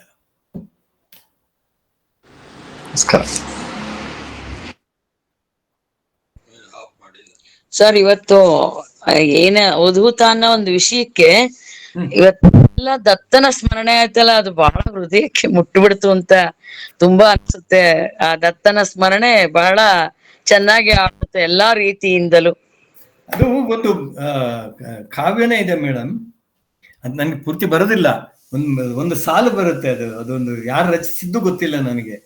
ಎಲ್ಲಾ ರೋಗಕ್ಕೂ ಒಳ್ಳೆಯ ಔಷಧ ದತ್ತನ ಅಂಗಾರ ಅಂತ ಹೇಳಿ, ಶ್ರೀ ಗುರು ದತ್ತನ ಅಂಗಾರ ಅಂತ. ಅದಕ್ಕೆ ಒಂದು ಸಣ್ಣ ಉದಾಹರಣೆ ಕೊಡ್ತೇನೆ. ಶ್ರೀಪಾದ ವಲ್ಲಭರು 5ನೇ ವಯಸ್ಸನ್ನ 6ನೇ ವಯಸ್ಸಿನವ್ರು ಇರ್ತಾರೆ. ಆಗ ಆ ಪೀಠಿಕಾಪುರದಲ್ಲಿ, ಹೌದು ಪೀಠಿಕಾಪುರ ಅಲ್ವಾ, ಕರೆಕ್ಟ್, ಹೌದು, ಅಲ್ಲಿ ಕಾಲರಾ ರೋಗ ಬರುತ್ತೆ. ಆ ಕಾಲರಾ ರೋಗ ಇದು ಮಾಡ್ಬೇಕಾದ್ರೆ ಅಲ್ಲಿ ಯಾರೋ ಹೇಳ್ತಾರೆ ದೇವಿಗೆ ಪ್ರಾಣ ಬಲಿಯನ್ನ ಕೊಟ್ರೆ ಹೋಗುತ್ತೆ ಅಂತ. ಊರ ಜನರೆಲ್ಲ ಸೇರಿ ಒಂದು ಪ್ರಾಣಿಯನ್ನ, ಕುರಿ, ಅದನ್ನ ಅದಕ್ಕೆಲ್ಲ ಅಲಂಕಾರ ಮಾಡಿ ಬಲಿಯ ಕುರಿಯನ್ನಾಗಿಸಿಕೊಂಡು ಕರ್ಕೊಂಡು ಬರ್ತಾರೆ. 5 ವರ್ಷದ ಅಥವಾ 6 ವರ್ಷದ ಬಾಲಕ ಶ್ರೀಪಾದ ವಲ್ಲಭರು ಅದನ್ನ ತಡಿತಾರೆ. ಹೋಗಿ ಪ್ರಾಣ ಬಲಿಯನ್ನ ತಡೆದು ಹೇಳ್ತಾರೆ, ಎಂತ ಮೂರ್ಖರಿದ್ದೀರಿ ನೀವು, ಯಾವ ದೇವನು ಈ ಪ್ರಾಣ ಬಲಿಯನ್ನು, ಯಾವುದೇ ಪ್ರಾಣ ಬಲಿಯನ್ನು ಕೇಳೋದಿಲ್ಲ, ಅದಕ್ಕೆ ದಯವಿಟ್ಟು ಇದನ್ನು ನೀವು ಮಾಡಬೇಡಿ ಅಂತ ಹೇಳಿ, ಹಾಗಾದ್ರೆ ನಾವು ಏನ್ ಮಾಡ್ಬೇಕು, ಕಾಲರಾ ಹೋಗ್ಬೇಕಲ್ಲ ಅಂತ ಹೇಳಿ. ಆಗ ಅವರು ದತ್ತನ ಪಾದಕ್ಕೆ ಅಂಗಾರವನ್ನ ಇಟ್ಟು ಅದಕ್ಕೆ ನಮಿಸಿ ಪ್ರಾರ್ಥಿಸಿ ಅಂಗಾರವನ್ನ ಅವ್ರಿಗೆ ಕೊಟ್ಟು, ಅವ್ರ ಊರ ಜನರಿಗೆ ಕೊಟ್ಟು ಹೇಳ್ತಾರೆ, ಇದನ್ನ ನೀವು ಸೇವಿಸಿ ಮತ್ತು ಇದನ್ನ ಸಿಂಪಡಿಸಿ, ಕಾಲರಾ ಹೋಗದಿದ್ರೆ ನನಗೆ ಹೇಳಿ ನನ್ನನ್ನು ಬಂದು ಹೇಳಿ ಅಂತ ಹೇಳ್ತಾರೆ. ಒಂದು ದಿವಸದಲ್ಲಿ ಆ ಊರಿನಿಂದ ಕಾಲರಾ ಹೋಯ್ತು ಅನ್ನೋದು ಅದು ಶ್ರೀಪಾದ ವಲ್ಲಭ ಚರಿತ್ರೆಯಲ್ಲಿ ಬರ್ತದೆ. ಅದಕ್ಕೆ ಹೇಳಿದ್ ನಾನು, ಯಾವ ಅವಧೂತರನ್ನಾಗಲಿ ನಾವು ಒಂದು ಭಕ್ತಿ ಪರಂಪರೆಯಲ್ಲಿಯೇ ನೋಡಬೇಕು. ಅವರಿಂದ ನಾನು ಏನೋ ಒಂದು ಹೊಸದನ್ನು ತಿಳ್ಕೊಳ್ಳಿಕ್ಕೆ ಸಾಧ್ಯ ಆಗುತ್ತೆ ಅನ್ನೋದನ್ನ ನಾವು ಇದು ಮಾಡಬೇಕು. ಸರಿ madam, thank you. Thank you sir. ಇನ್ಯಾರಾದ್ರೂ ಮಾತಾಡ್ತೀರಾ ಅಥವಾ ಸತ್ಸಂಗನ ಇಲ್ಲಿಗೆ ಮುಗಿಸೋಣ? ಮಾತಾಡುತ್ತವ್ರು ಇದ್ದೀರಾ ಯಾರಾದ್ರೂ? ಓಕೆ ಸರ್, ತುಂಬಾ ಧನ್ಯವಾದಗಳು ನಿಮ್ಗೆ. ಬಹಳ ಈಗಂತೂ ಹೇಳಿದ ವಿಚಾರಗಳು, ದತ್ತನ ಅಂಗಾರ, ಇದೆಲ್ಲ ಬಹಳ ಚೆನ್ನಾಗಿತ್ತು ಸರ್. ಚಕ್ರಪಟ್ಟಣದ ಗುರುಗಳು ಇದು ಎಲ್ಲದನ್ನು ಇನ್ನು ಹೀಗೆ ನಿಮ್ಮ ಹತ್ರ ಮಾತಾಡ್ತಾ ಇದ್ರೆ ಮಾತಾಡ್ತಾನೆ ಇರ್ಬೋದು ಅಂತ ಅನ್ಸತ್ತೆ. ನಮ್ ಸಮಯ ಏನು ಪರಿವೇನೇ ಇರಲ್ಲ. ಆ ರೀತಿ ಬಹಳಷ್ಟು ವಿಷಯಗಳು, ಬಹಳ ರೋಚಕವಾಗಿರೋ ವಿಷಯಗಳು. ಮತ್ತೆ ಅದೇನೋ ಹಿಸ್ಟ್ರಿ ಬರ್ದವ್ರು ಅವ್ರ ಇದೆಲ್ಲ ಹೇಳ್ತಾ ಇದ್ರಿ. ತುಂಬಾ ಒಂಥರ ಅದ್ಭುತವಾದ ವಿಚಾರಗಳಿದೆ ನಿಮ್ಮಲ್ಲಿ. ತಿಳ್ಕೊಳಕ್ ನೀವೊಂದು ಭಂಡಾರ ಸರ್. ನಿಜವಾಗ್ಲು ನಿಮ್ ಹಿಂದ್ಗಡೆ ಒಂದ್ ಭಂಡಾರ ಕಾಣಿಸ್ತಾ ಇದೆ ನಮ್ಗೆ. ನೀವು ಒಂದು ಜ್ಞಾನ ಭಂಡಾರ ಅಂತಾನೆ ಹೇಳ್ಬೋದು ಸರ್. ಮತ್ತೆ ನಮ್ಮ ಸತ್ಸಂಗಕ್ಕೆ ಖಂಡಿತ ನಾವು ನಿಮ್ಮನ್ನಂತೂ ಬಿಡೋದಿಲ್ಲ ಸರ್. ಖಂಡಿತ ನೀವು ಬರ್ಲೇಬೇಕು. ನಮ್ಗೆಲ್ಲ ಮತ್ತೆ ಈಗ ಹೊಸ ಈ ತರ ವಿಚಾರಗಳು, ಅದ್ರಲ್ಲೂ ಈ ಗುರುಗಳ ವಿಚಾರಗಳು, ಬ್ರಹ್ಮಚೈತನ್ಯ ಮಹಾರಾಜ್ರದ್ದು ಇನ್ನೂ ನಿಮ್ಮ ಹತ್ರ ಬಹಳ ಕೇಳೋದಿದೆ ಸರ್. ನೀವು ಬ್ರಹ್ಮಚೈತನ್ಯ ಮಹಾರಾಜ್ರ ಬಗ್ಗೆ ಏನಾದ್ರು ತಿಳ್ಕೊಬೇಕು ಅಂದ್ರೆ ಶ್ರೀಪತಿ ಸರ್ನೇ ಕಾಂಟ್ಯಾಕ್ಟ್ ಮಾಡ್ಬೇಕು. ಅಷ್ಟು ಬ್ರಹ್ಮಚೈತನ್ಯರ ವಿಚಾರಧಾರೆ ನಿಮ್ಮಲ್ಲಿ ಸಾಕಷ್ಟಿದೆ. ಹಾಗಾಗಿ ಇನ್ನೂ ಕೇಳ್ಬೇಕು ಸರ್ ಬಹಳ. ದಯವಿಟ್ಟು ತಾವು ಎಲ್ಲರ ಪರವಾಗಿ ನಾನು ತಮ್ಮಲ್ಲಿ ಒಂದು ವಿನಂತಿ ಮಾಡ್ಕೋತೀನಿ, ದಯವಿಟ್ಟು ಬರ್ಬೇಕು. ಗೊತ್ತು ನನಗೆ ನೀವು ಬಹಳ ಬ್ಯುಸಿ ಇದ್ದೀರಾ ಅಂತ, ಆದ್ರೂ ಮುಂಚೆನೆ ನನಗೆ ಒಂದು ಡೇಟ್ ನ ನೀವು ಕೊಡಬೇಕು ಅಂತ ವಿನಂತಿ ಮಾಡ್ಕೋತೀನಿ. ಹಾಗೇನೆ ಇವತ್ತಿನ ಒಂದು ಅವಧೂತ ಅಂದ್ರೆ ಏನೋ ಒಂದು ಎಪಿಸೋಡ್ಗೆ ಬಹಳ ಒಂದು ಅದ್ಭುತವಾದ ವಿವರಣೆಯನ್ನ ನಮಗೆ ನೀಡಿದ್ದಕ್ಕಾಗಿ ತಮಗೆ ಮತ್ತೆ ಸ್ಮರಣೆ ಮಾಡಿಸಿದ್ರಿ. ಬಹಳ ಒಳ್ಳೆ ವಿಚಾರಗಳನ್ನ ಹೇಳಿದ್ದಕ್ಕೆ ಎಲ್ಲರ ಪರವಾಗಿ ತಮಗೆ ನಾನು ಒಂದು ಪ್ರೀತಿಪೂರ್ವಕವಾದ ನಮಸ್ಕಾರಗಳನ್ನ ಸಲ್ಲಿಸ್ತೇನೆ ಸರ್. ತುಂಬಾ ಧನ್ಯವಾದಗಳು. ಮತ್ತೆ ಕೇಳೋಣ ನಿಮ್ಮಿಂದ. ಎಲ್ಲರೂ ನಾವು ಕಾತರರಾಗಿದ್ದೇವೆ. ಇವತ್ತಿನ ಒಂದು ಸತ್ಸಂಗವನ್ನ ಒಂದು ಶಾಂತಿ ಮಂತ್ರದೊಂದಿಗೆ ನಾನು ಸಂಪನ್ನ ಮಾಡಲಿದ್ದೇನೆ. ಸರ್ವೇ ಜನಾಃ ಸುಖಿನೋ ಭವಂತು, ಸರ್ವೇ ಸಂತು ನಿರಾಮಯಾಃ, ಸರ್ವೇ ಭದ್ರಾಣಿ ಪಶ್ಯಂತು, ಮಾ ಕಶ್ಚಿತ್ ದುಃಖಭಾಗ್ ಭವೇತ್. ಓಂ ಶಾಂತಿ ಶಾಂತಿ ಶಾಂತಿ. ಗುರುದೇವ ದತ್ತ. ಜೈ ಶಂಕರ್ಲಿಂಗ. ಎಲ್ಲರಿಗೂ ನಮಸ್ತೆ. ಜೈ ಶಂಕರ್ಲಿಂಗ. ಜೈ ಶಂಕರ್ಲಿಂಗ.